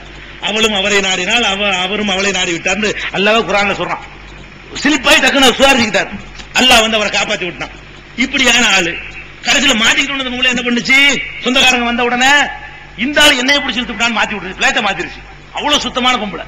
இந்த மாதிரி பொம்பளையை கொண்டு நபிக்கு மனைவி ஆக்குறாங்க. பாருங்க, ஒழுக்க கேட்டுக்கு இழுத்து பழி அவர் மேல போட்டு அவரை ஜெயிலுக்கு அனுப்பி இவ்வளவு கொடுமை பண்ணிட்டு எல்லா பொம்பளையும் கூட்டி வச்சுக்கிட்டு சரிதான் நியாயப்படுத்தி இவ்வளவு மோசமான ஒரு பொம்பளையை கொண்டு போய் ஒரு நபிக்கு நல்ல மனிதருக்கு மனைவி ஆக்குறாங்க. இவங்க தான் அந்த பாத்தியாவது கல்யாணம் பண்ணி வச்சாங்கன்னு நினைக்கிறேன். இந்த மாதிரியான கதை இதெல்லாம் இதுக்கு தேவையில்லாது. நீங்க உங்களுக்கு தெரியாத கேட்கக்கூடாது. அவங்க எப்படி வாழ்ந்தாங்க உங்களுக்கு தெரியாது, அதை பத்தி கேட்காதீங்க. உங்களுக்கு என்ன வேணுமோ அதை ரசூலுல்லாஹ் சொல்லி தந்தாங்க, அதை கேளுங்க. ரசூலுல்லாஹ் சொல்லி தந்த துவா இருக்கும்போது நீங்க ஏங்க கண்ட துவாயும் ஓதுறீங்க? ரசூலுல்லாஹ் சொல்லி தந்த துவா உங்களுக்கு தந்திருக்காங்க. இந்த இதுல அழகான சீட்ல கொடுத்திருக்காங்க. என்ன கேட்கறாங்க? பாரக்கல்லாஹு லக வ பாரக அலைக வ ஜமா பைனகுமா ஃபீ கைர். அல்லாஹ் உங்களுக்கு உள்ளும் புறமும் பரக்கத் செய்யட்டும், கொஞ்சம் தந்தாலும் நிறைவு தரட்டும், உங்கள் இருவரையும் நல்ல விஷயத்துல ஒன்று சேர்த்து வைக்கட்டும். இதான் துவா. அவரவர் மணமக்களை பார்த்து இதை வாழ்த்திட்டு போன்னு வைங்க. இது மனசார வாழ்த்தினோம்னா அல்லாஹ் அது மாதிரி ஆக்கி வைப்பான். இதுக்கு மிஞ்சின ஒரு துவா கிடையாது. மகளுக்கு பெத்த மகளுக்கு ரசூலுல்லாஹ் ஓதுன துவா இதான். இது எங்க இருந்து கண்டுபிடிச்சீங்க இந்த துவாவை? அதுல ஒரு விசேஷம் என்ன தெரியுமா? எங்க இருந்து தாலி ஒண்ணு கட்டுவாங்க. அது அலி பாத்திமாங்க எல்லாம் உண்டா தாலி கசமணி குறைஞ்சு போச்சா? சரி, குறைஞ்சிட்டாலும் இல்ல. அந்த காலத்துல ஒரு ஜமீலுடைய தம்பிகள் கட்ட மாட்டேன்ட்டார். அவர் உடைச்சு காட்டினார் அந்த காலத்திலேயே. அப்ப தாலி கட்டுறது அலி பாத்திமாவும் கட்டணுமா? என்னடான்னு பார்த்தா இதுக்கு ஒரு அந்த உமர் புல வந்து ஒருத்தன், இவனுக்கு மார்க்கு சம்பந்தம் கிடையாது. இஸ்லாத்தை இந்த அளவுக்கு நாசமாக்குனதுல அந்த உமர் புலவருங்கிறவனுக்கு பெரிய பங்கு. அவர் அப்பா வாங்கிவங்க, உமர் அப்பா உமர் மகான் வாங்கி அவருக்கு தரா கட்டுவாங்க. அந்த ஆள் இந்த மார்க்கத்தை கெடுத்து குட்டி சவராக்குனதுல பெரும் பங்கு ஒரு ஆளுக்கு இருக்குன்னு சொன்னா இந்த உமர் புலவருங்கிற ஆளுக்கு தான் இருக்கு. அவ்வளவு பொய். ரசூலுல்லாஹ் பேர்ல ஒரு பொய் இட்டு கட்டினாலே அவனுக்கு நரகம். இவன் கணக்கு வழக்கு இல்லாம இட்டு கட்டிருக்கான். ரசூலுல்லாஹ் கல்யாணத்திலே வாழைமரம் எல்லாம் வெட்டி வச்சிருக்காங்க. எழுதிருக்கான். ரசூலுல்லாஹ் கல்யாணத்துக்கு என்ன பண்ணாங்களாம்? வாழைமரம் நட்டினாங்களாம். பாலைவனத்துல வாழைமரம், பேரிச்ச மரத்தோட ஒண்ணு அங்க முளைக்காது. இவன் எழுதி வச்சுக்கான். வாழைமரம் என்னன்னு தெரியாது அந்த காலத்துல. அந்த மணல்ல வாழைமரம் முளைக்குமா? உங்க ஊர்லயே முளைக்க மாட்டேங்குது, ராமநாதபுரத்தில் முளைக்க மாட்டேங்குது, பாலைவனத்தில் முளைக்குமா? எப்பவும் தண்ணி இருக்கு வாழைமரம் முளைக்கிறதுக்கு. இந்த பக்கம் வாழை மர தோரணமா, அந்த பக்கம் பாக்கு மரமா, இந்த பக்கத்துல வேப்ப மரம் சொல்லி என்னென்னமோ சொல்றாங்க பாட்டுக்கு. இப்படி ரசூலுல்லாஹ் ஊர்வல குதிரையில வந்தாங்களாம். எல்லாரும் பார்த்தாங்களாம். அலியுடைய கல்யாணம் நடந்துச்சான். எழுதிச்சான். பொய் சுப்ஹானல்லாஹ். அதுலதான் குதிரை ஏறுற பழக்கம் அதுல வந்ததுதான். இந்த மாப்பிள்ளைய குதிரையில வச்சு கொண்டு போறீங்களே, ஊர்ல உண்டா? வாழை வந்தார் குதிரை அந்த இருந்துச்சு. அந்த குதிரையில ஏறி போறது, அந்த குதிரையில ஏறி போறலாம் எப்படி வந்து தெரியுமா? இவன் தான் எழுதிருக்கான். அலி கல்யாணத்துல குதிரையில ஏறி அலி போனா மதீனாவுல அப்படி தோரணங்களா கட்டிருந்துச்சான். மாவிலை தோரணங்கள், மாமரம் எல்லாம் இருந்திருக்கு பாருங்க. மாவிலை தோரணங்களா கட்டிருந்துச்சான். அது மட்டும் பார்த்தாலும் உலகத்துல உள்ள அம்பூட்டு இசைக்கருவிகளும் கொண்டாந்து இசைச்சாங்க. எவன் சொல்றான்? எந்த இசைக்கருவியை ஒழிக்கிறதுக்கு வந்தேன் ரசூலுல்லாஹ் சொன்னாங்களோ அவ்வளவு இசைக்கருவி துந்துபி முழங்க மத்தளம் அடிக்கின்ற எல்லா கருவி பேரையும் சொல்லுவாங்கல்ல, அது பாத்தீங்கன்னா அவ்வளவு துந்துபியிலிருந்து மத்தளத்திலிருந்து வீணையிலிருந்து எல்லாமே வந்துருமா. கொட்டு முழக்கம் அம்பட்டும் எல்லாம் அடிப்பாங்க அலியுடைய கல்யாணத்துக்கு. அது பத்தாது, உலகத்து நாட்டு மன்னர்கள்லாம் வந்து குழும்பினாங்களாம். எந்த ஏர்போர்ட் இருந்துச்சோ எப்படி வந்து குழும்பினாலும் தெரியல, எப்படி இன்விடேஷன் போச்சோ தெரியல. அலியுடைய கல்யாணத்துக்கு யார் வந்துதான்? அக்கம் பக்கத்தில் உள்ள அம்புட்டு நாட்டு அதிபர்கள் வந்து குழும்பிட்டாங்களாம். இவ்வளவு பெருமாண்டமா இருந்துச்சான். குதிரையில ஏறி இவர் போனாராம். போகும்பொழுது மதீனாவில் உள்ள பெண்கள் எல்லாம் பார்த்து இவர் என்ன பாத்திமாவுக்கு தான் சொந்தமாகணுமா, எங்களுக்கு ஆகக்கூடாதான்னு கேட்டாங்களாம். பாவி சுப்ஹானல்லாஹ். சஹாபி பெண்களை பத்தி பாவி சொல்றாங்க. சஹாபி பெண்களை பத்தி சொன்னவனுக்கு அப்பாவா? சஹாபி பெண்களுடைய ஒழுக்கத்தை வந்து விமர்சிச்ச ஒரு அயோக்கியனுக்கு பேர் மகானா? உமர் அப்பா வலியுல்லா. இவங்க இந்த அயோக்கியனுக்கு இவன் எழுதி வச்சா அந்த குதிரையில ஏறி போனது. இதை படிச்சுக்கிட்டு தானையா மாப்பிள்ளை குதிரையில என்ன உண்டாயிட்டானுவ. அது மாதிரி தாலி எல்லாம் கொடுத்து ஜிபிரில் அனுப்பினானா. ஜிபிரில ஓடு, ஜிபிரிலுக்கு வேலை. அவர் முடி இறக்கிறதுக்கு வருவார், திருமுடி இறக்கிறதுக்கு வகி கொண்டு வர்ற அந்த மலக்க எவ்வளவு கேவலப்படுத்தான்னு பாருங்க. அவர் முடி இறக்கிறதுக்கு வந்தார் ஒரு தடவை, அப்புறம் தாலியை கொண்டு வந்தாராம். அல்லாஹ் கொடுத்து அனுப்புனானா, போய் கொடுத்துட்டு வா தாலிய. அப்புறம் அலி கட்டினானா பாத்திமா கழுத்துல. இப்படி எல்லாம் பண்ணிக்கிட்டு அதுக்குதான் அலி பாத்திமான்னு சொல்லி அப்ப கழுத்துல ஏறுறது. இதெல்லாம் யாரு விட்டு பழக்கம்? எந்த குர்ஆன்ல பாத்தீங்க, எந்த ஹதீஸ்ல பாத்தீங்க? எல்லாம் இந்த மாதிரி புலவன் காதுல கடுக்கன் போட்டுக்கிட்டு அவ்வளவு குஃப்ர் கலாச்சாரத்திலையும் இருந்த தொழுகை பாத் இல்லாத ஒரு கேவலமா நடத்த உள்ள ஒரு புலவன் எழுதுன பாட்டுக்காக வேண்டி கடுக்காண்டா இருக்கு. காதுல கடுக்கம் போல அவர் வரலாறு இருக்கு. கடுக்கனா தெரியுமா? இது வந்து ஒரு ஆம்பளையா இருக்கணுமா இல்லையா? அப்படி கூட இல்லாத இருந்தாலும் உமர் புலவர் இந்த மாதிரி உள்ளதெல்லாம் வந்துச்சு. அதனால ரசூலுல்லாஹ் சொன்ன துஆ இதுதான். இது மட்டும் நமக்கு போதும். இது ஒரு அறிவிப்பு. அடுத்தது சீட்டு கொடுத்தீங்க. அப்புறம் வரதட்சணை வாங்குனீங்கல்ல, இதுக்கு வந்து அறியாமை காலத்துல வாங்கி இருக்கிறீங்க, அதுக்கு பரிகாரம் செய்யணுமா இல்லையா? பேசிட்டு போனா எப்ப ஒண்ணு தெரிஞ்சிட்டோமோ அதுக்கு பரிகாரம் செலுத்தணும். அல்லாஹ் வந்து அல்லாஹ்வுக்கு செய்யற பாவத்தை தான் மன்னிப்பான். தௌபா எதுக்கு மட்டும்தான்? அல்லாஹ்வுக்கு மட்டும்தான். மனுஷனுக்கு செய்யற பாவத்துக்கு தௌபா கிடையாது. எனக்கு செஞ்சீங்கன்னா நான் மன்னிக்கணும். என்னை ஒருத்தர் அநியாயம் அடிச்சான்னு சொன்னா, யா அல்லாஹ் நான் அநியாயம் அடிச்சு விட்டேன்னு எல்லாம் மன்னிக்க மாட்டான். நான் அங்க மறுமையில வழக்கு போட்டுருவேன். எல்லாம் என்ன அடிச்சா அதுக்கு ஒரு கணக்கு சொல்லு, நான் கேட்பேன். அவன் நன்மை எல்லாம் பிடிச்சி எனக்கு தந்துருவான்ல. அதனால அநியாயம் ஒருத்தனுக்கு ஏமாத்தி இருந்தா, சொத்தை பறிச்சிருந்தா, ஏமாத்தி பணம் பறிச்சிருந்தா, அதெல்லாம் வந்து நம்ம உலகத்துல கணக்கு தீக்கணும். அவர்கள் மன்னிக்காத வரைக்கும், அது தீராத வரைக்கும் எல்லாம் மன்னிக்க மாட்டான். இப்ப அறியாமை காலத்துல நீங்க வாங்கிட்டீங்க, வாங்கினா மொத்தமா கொடுக்க முடியாது, திடீர்னு கொடுக்க முடியாது. ஆனா கொஞ்சம் கொஞ்சமா கொடுக்கலாம்ல. நீயத்து வை, அல்லாஹ் சேர்த்து தருவான். வல்லதீன ஜாஹது ஃபீனா லனஹ்தியன்னஹும் சுபலனா. யாரு நம்முடைய பாதையில உழைக்க ஆரம்பிக்கிறாரோ வழியை நான் காட்டுவாங்கறான். வரதட்சணை கொடுக்க மாட்டேன்னு முடிவெடுத்து பாரு, வழி அவன் திறக்கிறானே இல்லையான்னு பாரு. வாங்க மாட்டேன்னு முடிவெடுத்து பாரு, வழி அவன் திறக்குவான். நீ எப்ப வாங்க நினைக்கிறியோ அப்ப அதுக்கு தகுந்த மாதிரி அல்லாஹ் என்ன செய்வான்? திறந்து விடுவான், எல்லாத்தையும் அடைச்சிடுவான். அல்லாஹ் போ வாங்குறன்னு முடிவு பண்ணிட்டீல, போ வாங்கி சொல்ல அப்படி நல்லா விட்டுருவான். வாங்க மாட்டேன்னு முடிவெடுத்தேன்னு சொன்னா அதுக்குரிய வாசலை திறக்குவான். கடனை அடைக்கிறேன்னு முடிவெடு. மறுமையில வந்து அவன் பிச்சை எடுத்து நொந்து போயிருப்பான். அங்க வந்து சொல்லுவான், யா அல்லாஹ் இந்த பொண்ணை கரையேற்றுறதுக்காக வேண்டி. அங்க உண்மை மட்டும் தான் பேசுவான். இங்கதான் உலகத்துல ஜமாத்துக்கு பயந்துட்டு தலாக்கு சொல்லி பயந்துகிட்டு உனக்கு எதிராக வாய் திறக்க மாட்டான். அங்க எங்க பிரச்சனை கிடையாது, ஓட்டு உடைச்சிருவான். அப்படி கொண்டாட்டிக்காரர் சொல்லுவான், மாமியாக்காரர் சொல்லுவான், மாமனார்காரன் சொல்லுவான். அப்ப அது எப்படி அந்த ஹக்குக்கு நீங்க பரிகாரம் காண போறீங்க? 1 லட்சம் ரூபாய் வாங்குனீங்களா, மாசம் 1000 ரூபாய் தரேன் ஆரம்பிச்சு வைங்க. மாசம் 1000 ரூபாய் கொடுங்க, மாமனார் கொடுங்க. இந்த தெரியாதனமா வாங்கிட்டேன், அறியாம கலந்து வாங்கிட்டேன், இந்தப்பா வாங்கின கடன். பொண்ணு வீடு வாங்கிட்டீங்களா, நாளைக்கு வெளியிட குடிசை இருந்தாலும் பரவாயில்ல, குடிசை கூட்டிட்டு போ, அல்ல உறுதியாவது எடு, அல்லது இப்ப குடியிருக்கிற வாடகையாச்சும் கொடு. உனக்கு வீடு இப்போதைக்கு தோது பண்ண முடியலன்னா நீ மாமனார் வீட்டுல உட்கார்ந்துட்டு இருக்கிறீல்ல, அது கேவலம். நீ தான் கணவன் தான் மனைவிக்கு சோறு கொடுக்கணும், கணவன் தான் மனைவிக்கு உடை கொடுக்கணும், கணவன் தான் மனைவிக்கு தங்குற இடமும் கொடுக்கணும். தங்குற இடம் உனக்கு சொந்தம் இல்லைன்னா நீ தங்குறதுக்கு வாடகை கொடுத்துட்டு, நான் வேற இடம் போய்க்கிறேன், அது வரைக்கும் இப்போதைக்கு எனக்கு வசதி இல்ல, இந்தாங்க வாடகை, நியாயமான வாடகை போட்டு நீனும் உன் பொண்டாட்டி இருக்கிறதுக்கு வாடகை கொடுத்து நீரு. அதுதான் பரிகாரம். சும்மா பேசிட்டு போறதுல வேலை இல்ல, பிராக்டிக் நடைமுறை வரணும். அது நடைமுறையில படுத்தி கொண்டு வந்து ஆகணும். அந்த மாதிரியாக திருப்பி கொடுக்கணுங்கிற சங்கற்பத்தை நீங்க எடுத்துக்கிறீங்க. அடுத்து எல்லாருக்கும் சொல்றேன், 1 வயசு ஆம்பளை பிள்ளையில இருந்து கல்யாண மாப்பிள்ளையில இருந்து எந்த மாதிரியான ரேஞ்சில் உள்ளவங்களா இருந்தாலும் சரி, அம்புட்டு பேருக்கும் சொல்றேன், பொண்ணு வச்சுக்கிறவங்களுக்கு சொல்றேன், இப்படி ஒரு உறுதிமொழி எடுத்து நீங்க எல்லாரும் கை தூக்கணும். அல்லாஹ்வின் சத்தியமிட்டு கை தூக்கணும். இறையச்சை இருந்தால் இந்த சபையில அல்லாஹ்வின் ஆணையிட்டு நீங்க செய்யறதுனால அல்லாஹ் சாட்சியா இருந்து அது மாதிரி அவங்களுடைய வாழ்க்கையை லேசாக்கி தருவான். அல்லாஹ் நம்பிக்கை காசு முழுமையாக்கி தர. நீ வரதட்சணை வாங்கிட்டு அடுத்த நாள் மளிகை கடைக்கு பாக்கி வச்சிருக்கீங்க, அதான் உங்க நிலைமை. அல்லாஹ் ரப்பல் ஆலமீன் பூர்த்தியாக்கி தருவான். இப்போ முடிவெடுங்க. ஆண்களாக இருக்கக்கூடிய மாப்பிள்ளை பருவத்தில் இருக்கக்கூடியவர்கள் மொத்தத்தில் செப்பு தூக்கிட வேணாம், நான் சொல்லும் போது தூக்குங்க. ஆண் இளமை பருவத்தில் இருக்கக்கூடியவர்கள் ஒரு முடிவு எடுக்கணும். எங்க அம்மா சொன்னாலும், எங்க அத்தா சொன்னாலும், ஊரு சொன்னாலும், உலகம் சொன்னாலும் வாங்க மாட்டேன், வாங்கித்தான் ஆவணும் என்று வற்புறுத்துவார்களே. ஆனால் லா தாஅத லி மக்லூகின் ஃபீ மாசியத்தில் காலிக், அல்லாஹ்வுக்கு மாற்றமான விஷயத்தில் மனுஷனுக்கு கட்டுப்படக்கூடாது என்று ரசூல் ஸல்லல்லாஹு அலைஹி வஸல்லம் சொன்னார்களே, அந்த உத்தரவை மதித்து என் தாய் வந்து எதிர்த்து நான் திருமணம் செய்வேன், வரதட்சணை வாங்காம திருமணம் செய்வேன் அப்படின்னு சங்கற்பம் எடுங்க. அதுக்கு யாரும் முன் வரலன்னு சொன்னா எங்களை அணுகுங்க, நாங்க பண்ணி வைக்கிறோம். எங்கள்கிட்ட வந்திருக்கீங்க மாப்பிள்ளைக்கு எந்த வழியும் தேவையில்லை. இது வந்து ஊரே எங்களை என்ன நினைச்சாலும் பரவாயில்ல, ஊரே ஜமாத்தை சேர்ந்து எங்களை ஒதுக்கி வச்சாலும் கவலை இல்லை, நாங்க நின்று நடத்துவோம். இந்த இளைஞர்கள் அந்த முடிவு எடுக்கணும்.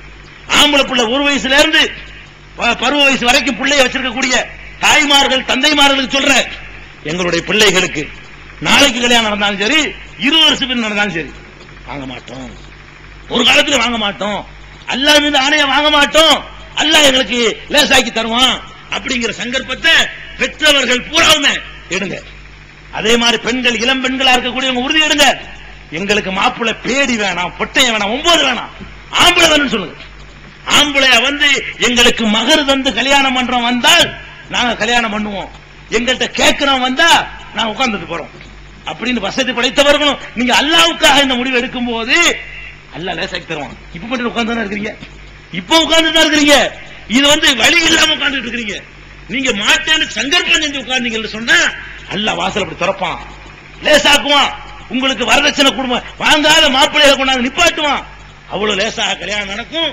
இதை நான் அனுபவித்து, என்னை பொறுத்த வரைக்கும் நான் அனுபவிச்சு பார்த்துட்டு சொல்றேன். அல்லாஹ் அப்படி லேசாக்கி தந்திருக்கான்.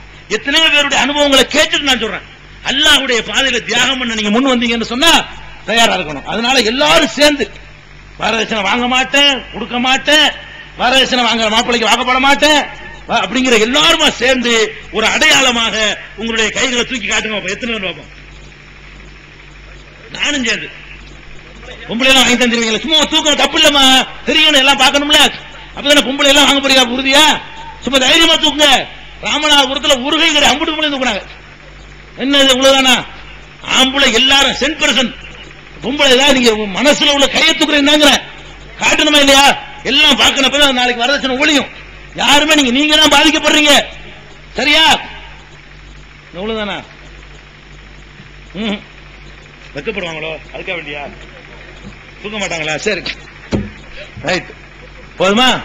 அப்ப அல்லாஹ் ரப்பல் ஆலமீன் இதை பண்ணிருந்தேன். அடுத்து இந்த ஏன் விஷயம், இது தேவையில்லாத விஷயம். நான் 20 வருஷமா பித்தனா பண்றாங்க, வழங்குதா? நம்மளை பத்தி என்னென்னமோ பண்ணிட்டு இருக்காங்க. அதை பத்திலாம் நம்ம கவலை இல்லை, வழங்குதா? இந்த காசு பணம் நாங்க காசு அடி வாங்குவானா?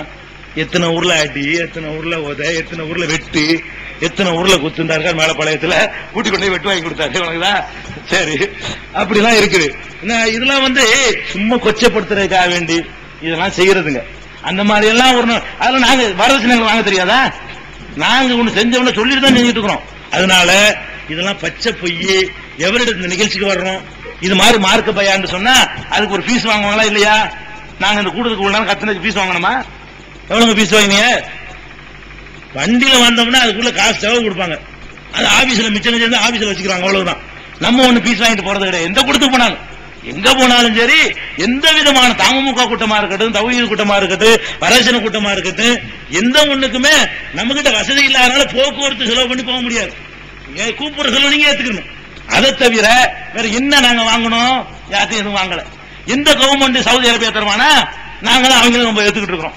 இஸ்லாம் விட்டு போயிட்டாங்கன்னு ஏத்துக்கிட்டு இருக்கோம். எல்லாரும் அமெரிக்கா கடன் தருவானா? அமெரிக்காவுக்கு சிம்ம சொப்பனமா நம்ம தான் இருக்கிறோம். அவங்க பண்ற அக்கிரமத்தை எல்லாம் கண்டிக்கிற ஒரே ஆட்களா நாங்க தான் இருக்கிறோம். எவன் எல்லாருடைய எதிரியாவும் இருக்கிறோம். எங்களுக்கு எவன் தர போறான்? கண்டிப்பா கிடையாது. அல்லாஹ்வின் மீது ஆணையிட்டு விளைவிக்கிறங்க. எந்த கவர்மெண்ட்லயும் வெளிநாட்டு சக்திகள்கிட்ட உதவி வாங்குற எந்த இயக்கத்திலையும் தொடர்பு வைக்க கூடாதுங்கிறதுனாலயே நாங்க சில இயக்கத்தோடு ஒதுங்கி நிக்கிறோம், தனிச்சு நிக்கிறோம். வெளிநாட்டிலிருந்து உள்ள நேரடியாகவோ வெளிநாட்டு இயக்கங்கள்லயோ சங்கங்கள்லயோ இயக்கம் கூட உதவி வரக்கூடாது. அப்படி உதவி பெற்றார்களே ஆனால் அந்த இயக்கத்தில் இருக்கக்கூடாதுங்கிற அளவுக்கு நாங்க தனிச்சு ஒதுங்கி நிக்கிறோம். அதை நீங்க ஞாபகம் வச்சுக்கிறேன். எந்த பயல்ட்டையும் எந்த நாட்டிலையும் அல்லாஹ்வின் ஆணையிட்டு 10 பைசா நாங்க வாங்கல, வாங்க மாட்டோம். விளங்கிக்கிறங்க. இன்னும் சொல்ல போனா எத்தனையோ நாடுகள்ல கூப்பிடுறாங்க, என்னை பத்தி சொல்லக்கூடாது, அதுக்காக சொல்றாங்க. எவ்வளவு நாடுகள்ல கூப்பிடுறாங்க. லண்டன்ல கூப்பிட்டாங்க, அமெரிக்காவில் கூப்பிட்டு இருக்காங்க, சவுதி அரேபியாவுல, ரியாத், ஜித்தாவுல, எல்லா நாடுகளும், குவைத், துபாய், மலேசியா. போக மாட்டாங்க. ஏன் போவோம்? போனோம்னா நம்மளை சொல்லிட்டு அவரோட வசூல் பண்ணுவாங்க. கடைசியில் பணத்தை எடுத்து வந்துட்டாங்க. என்னத்துக்கு? இது இருக்கிற வேலையை பார்க்க முடியல. இது வரைக்கும் போகல. இந்த எத்தனை போனை இவர் போட்டிருக்காரு, உடச்சே சொல்றாங்க. இலாஹி, வசூலுல்லாஹி, ஜமீல் வாங்க, ஒரு சுற்றுப்பயணம் வாங்க. என்னத்துக்கு வருவோம்? நீங்க வரும்போது சட்ட துணியா தருவீங்க, அப்புறமேல அழிக்கொண்டான். இது எதுக்கு தேவை? நமக்கு மென்டலாக அது ஒரு மனசுக்கு ஒரு உறுத்தலா இருக்கு. எந்த நாட்டுக்கு போறது இல்ல. எங்கேயோ போகலாம், பெரிய கண்ணியமா போயிட்டு வரலாம், சம்பாதிக்கிறத சம்பாதிச்சுட்டு வரலாம். ஒவ்வொருத்தனும் போய் மீளாது அதன் போய் அள்ளிக்கிட்டு வரான், போயிட்டு வரான், ஒரு வீடை கட்டுறான், போயிட்டு வரான், பங்களா வாங்குறான். எங்களுக்கு என்ன தெரியாதா? பொழைக்க தெரியாது நினைச்சுக்கிட்டீங்களா? வேணாம் அப்படிங்கறதுக்காக இருக்கிறோம். எங்களுக்கு வந்து இந்த தௌஹீத் சொன்னதுனால எந்த ஒரு வசதியும் நாங்க பெருக்கிறது கிடையாது. சொந்த வீடு வாசல் வாங்கிட்டோமா, அப்படி பங்களா கட்டிக்கிட்டோமா, வாடகை வீட்டுலாம் உட்காந்துட்டு இருக்கிறோம். இன்னைக்கு வரைக்கும் வாடகை வீட்டுலாம் இருக்கிறோம். சும்மா வச்சு எங்க கார சும்மா ஏங்காரா சும்மாவோட வந்திருக்கோம். தமுமுக ஆபீஸுக்கு சகோதரர்கள் நீங்கள் வாங்கி கொடுத்த கார் யார் வாங்கி எனக்கு தெரியும், தமிழுக்கு தெரியும், ரசூலுல்லாஹிக்கு தெரியும். இயக்கத்துக்காக வாங்கி கொடுத்திருக்காங்க. இயக்க வேலைகளுக்கு வரும்போது எடுத்துக்கிட்டு வருவோம். சொந்த வேலைக்கு போனா அதுக்குரிய செலவு எங்க செலவுல. சொந்த வேலைக்கு எடுத்துக்கிட்டோம்னா அதுக்கான செலவு நாங்க கொடுக்கணும். இயக்க வேலைக்கு எடுத்துக்கிட்டோம்னு சொன்னா இயக்கத்தின் சார்பா உங்கள்ட்ட வாங்கி செலவு பண்ணுவாங்க. இதுதான் அது, வேற வண்டி கிடையாது. செல்லு எத்தனை பண்றாங்க, செல்போன் வச்சுக்கிறாங்களாம். தமுமுகவுல எங்கள்ட்ட யாருக்கும் செல்போன் கிடையாது, ஒருத்தரும் கிடையாது. செல்போனும் கிடையாது, சாதா போன் தான் இருக்குது. செல்போன்லாம் வச்சுக்கல யார்ட்டையும் கிடையாது. எல்லாம் ஆபீஸுக்கு வந்து நெருக்கம் உள்ளவங்களுக்கு தெரியும், ஆபீஸ் நேரம் வந்து பார்த்தவங்களுக்கு தெரியும். இதெல்லாம் வந்து அந்த சத்தியத்தை அப்படி கொச்சப்படுத்தி ஹக்கு பாத்தில் நிலைநாட்டுறேன், குர்ஆனை காட்டி நிலைநாட்ட முடியல. இப்படியாவது சொல்லி ஏதாவது கருத்து விடுவோமே, நம்ம வரவச்சனம் வாங்கிட்டு இருப்போமே, நம்ம பாத்தியா வாங்கிட்டு இருப்போமே. என்ன அந்த காசுக்காக வேண்டிய மார்க்கத்தை வித்து வித்து பழகினவங்களுக்கு சும்மா எப்படி நீங்க சொல்ல முடியும்னு நினைக்கிறாங்க. அவங்க என்ன நினைக்கிறாங்கன்னா, அது எப்படி சும்மா சொல்ல முடியும், நம்ம போய் பாத்தியா வைத்து 20 ரூபா வாங்குறோம், இவன் எப்படி 2 மணி நேரம் பேசிட்டு சும்மா போவான், ஏதாவது இல்லாம இருக்கு அப்படி நினைக்கிறாங்க. வாங்கி பழகப்பட்டவங்க வந்து எப்படி இதெல்லாம் செய்ய முடியும்னு நினைக்கிறாங்க. யாருக்கு செல்போன் கிடையாது, யாரும் இந்த இயக்கத்துல இருந்து சம்பளம் வாங்கல, தமுமுகவுல இருந்து யாருக்கு சம்பளம் கிடையாது, எந்த நிர்வாகம் கிடையாது, எனக்கும் கிடையாது. அப்ப இந்த மாதிரியான அடிப்படையெல்லாம் நாங்க ஓடிக்கிட்டு இருக்கோம். அது மாதிரி சில எழுத்துகளுக்காக வேண்டி புஸ்தகங்கள் போடுறோம். அது மாதிரியான வெளியீடுகள்ல தான் நமக்குரிய வருமானம் வருதே தவிர வேற எந்த விதமான இதுவும் நம்மளுக்கு கிடையாது. இது நீங்க ஆபத்துல வச்சுக்கிறேன்னு. இது ஹஜ்ஜுக்கு போலங்கிறாரு, இந்த இருக்காரு மேடையில் உட்காந்து சொல்லக்கூட கூடாது. அதாவது அதை தாண்டி நான் கடனாளியா இருக்கிறேன், அவனுக்கு தான் வாங்கினது கொடுக்காம. அப்ப கடனாளிகளுக்கு ஹராமானதுல போகக்கூடாதுன்னு கோபம் இருக்கணுமா? இஸ்ரேல்ல வந்துருச்சான் ரூபா, அதை வச்சுக்கிட்டு ஹராமான காசுல இஸ்ரேல்ல வாங்குற அளவுக்கு போனவன் இதெல்லாம் பாத்துக்கா இருப்பான், அதுக்கு போயிட்டு வந்துட்டு போறான். என்ன இஸ்ரேல்ல வாங்குற அளவுக்கு போயிட்டு வந்து சொன்னா அதை போட்டு ஹஜ்ஜுக்கு போயிட்டு வந்து பெருசு அடிச்சிருவானே. ஹஜ்ஜு எப்ப கடமையாகும்? கடன்லாம் இல்லாம அதுக்கு தகுந்த அளவுக்கு வசதி இருந்தா கடமையாகும். அது என்னங்கிறது நம்ம கூட நெருங்கி பழகிற மக்களுக்கு என்ன செய்யும் தெரியும். அதனால எந்த பணக்காரன் பல்லளிச்சது கிடையாது, போக மாட்டோம். கேட்டா கோடி கணக்கில் தர்றதுக்கு இருக்கிறாங்க. ஒரு அறிவிப்புல 2.5 கோடி ரூபாய் கோயம்புத்தூர் மக்களுக்கு வசூல் பண்ணோம். உணர்வுல வெளியிடாட்டி உங்களுக்கு தெரியுமா? நாங்களே வச்சுட்டு உங்களுக்கு தெரியுமா? சும்மா ஒரு 25 லட்சம் ரூபாய் கொடுத்துட்டு 2 கோடி ரூபாய் ஆளு கொஞ்சம் பங்கு வச்சுக்க முடியாதா? எதுக்கு உணர்வுல இந்த கணக்கை வெளியிடுறோம், வாங்கினதை வெளியிடுறோம்? மக்கள் தர தயாரா இருக்கிறாங்க. என்ன வகைக்கு தர்றீங்களோ அது வேற வகைக்கு கூட செலவு பண்ணக்கூடாது. அப்படி ஒரு பாலிசிலையாக்கு கணக்கு வழக்கெல்லாம் வச்சுக்கிட்டு இருக்கிறோம். இதெல்லாம் வந்து சத்தியத்துல இல்லாத மக்கள் சொல்லக்கூடிய பொய் பிரச்சாரம். இதனால எல்லாம் ஒரு மனசுக்கு ஒரு உறுத்தல் வந்தால் சங்கடமா தான் இருக்குது. என்ன 25 வருஷமா இதை சொல்லிட்டு இருக்கிறாங்க, சங்கடமா தான் இருக்குது. மனசார பொய் சொல்றாங்க. மதுரையில் இருக்கும்போது ஒரு சகோதரர், அவர் நல்ல தகுதியில் ஸ்ட்ராங்கா இருக்காரு. அவர் வந்து வந்தார் ஒரு நாள். வந்தா நான் பிரஸ் வச்சிருந்தோம். பிரஸ்ல வந்து நான் தான் கம்போஸ் பண்ணுவேன், நான் மிஷின் ஓட்டுவேன், நானே வந்து கட்டிங் பண்ணுவேன். அப்ப கட்டிங் பண்ணிட்டு இருக்கிறேன். கட்டிங் பண்ணிட்டு இருக்கும்போது வந்து காலை விட்டு பாக்குற, காலை பாக்குறாரு. ஒரு ஆள் வந்து மேலக்காரரு, என்னையா காலை பாக்குற, என்ன விஷயம்? இந்த செருப்பு மட்டும் 7000 ரூபான்னு சொன்னாங்களே. 25 ரூபாய் பரவாயில்ல, ஹவாய், நான் ஹவாய் போட்டு இருக்கிறேன். அந்த ஹவாய் இதான் 7000 ரூபாய்ங்களா? அன்னையில இருந்து ஒரு தகுதிக்கு வந்தாரு. நீ பொய் பிரச்சாரம் பண்ணு சொன்னா வந்து என்னை பார்க்க போறான், பார்த்து போட்டு அவன் தெரிஞ்சுக்கிற போறான். என்ன வந்து பார்ப்பான், 7000 ரூபாய் இதுதான் 7000 ரூபாய்ங்களா? ஹவாய் போட்டுக்கிட்டு பணியனையும் கழிச்சு போட்டு நான் மிஷின் சுத்திக்கிட்டு இருக்கிறேன். அதை பார்த்து போட்டு இருந்தாலும் தகுதிக்கு வந்தாரு. பிரச்சாரத்தை கேட்டு வரல. நீங்க எவ்வளவுக்கு பொய் பிரச்சாரம் பண்றீங்களோ அவங்க அல்ல வளர்ப்பான். அந்த அளவுக்கு தௌஹீத் வளரும், பெருகும். அதனால இந்த மாதிரியான பிரச்சாரங்களுக்கு பதில் சொல்ல இல்லை, நான் இந்த மாதிரி சொல்ல மாட்டேன். இது ஒரு ரெக்கார்ட் ஆயிட்டதுனால அது அவரை சொல்ல விட்டா முழுக்க சொல்லல, அவர் விட்ட சிலது இருக்கிறதுனால அதை சொல்லி என்னுடைய உரையை முடித்து கொள்ள. அஸ்ஸலாமு அலைக்கும். உலகம்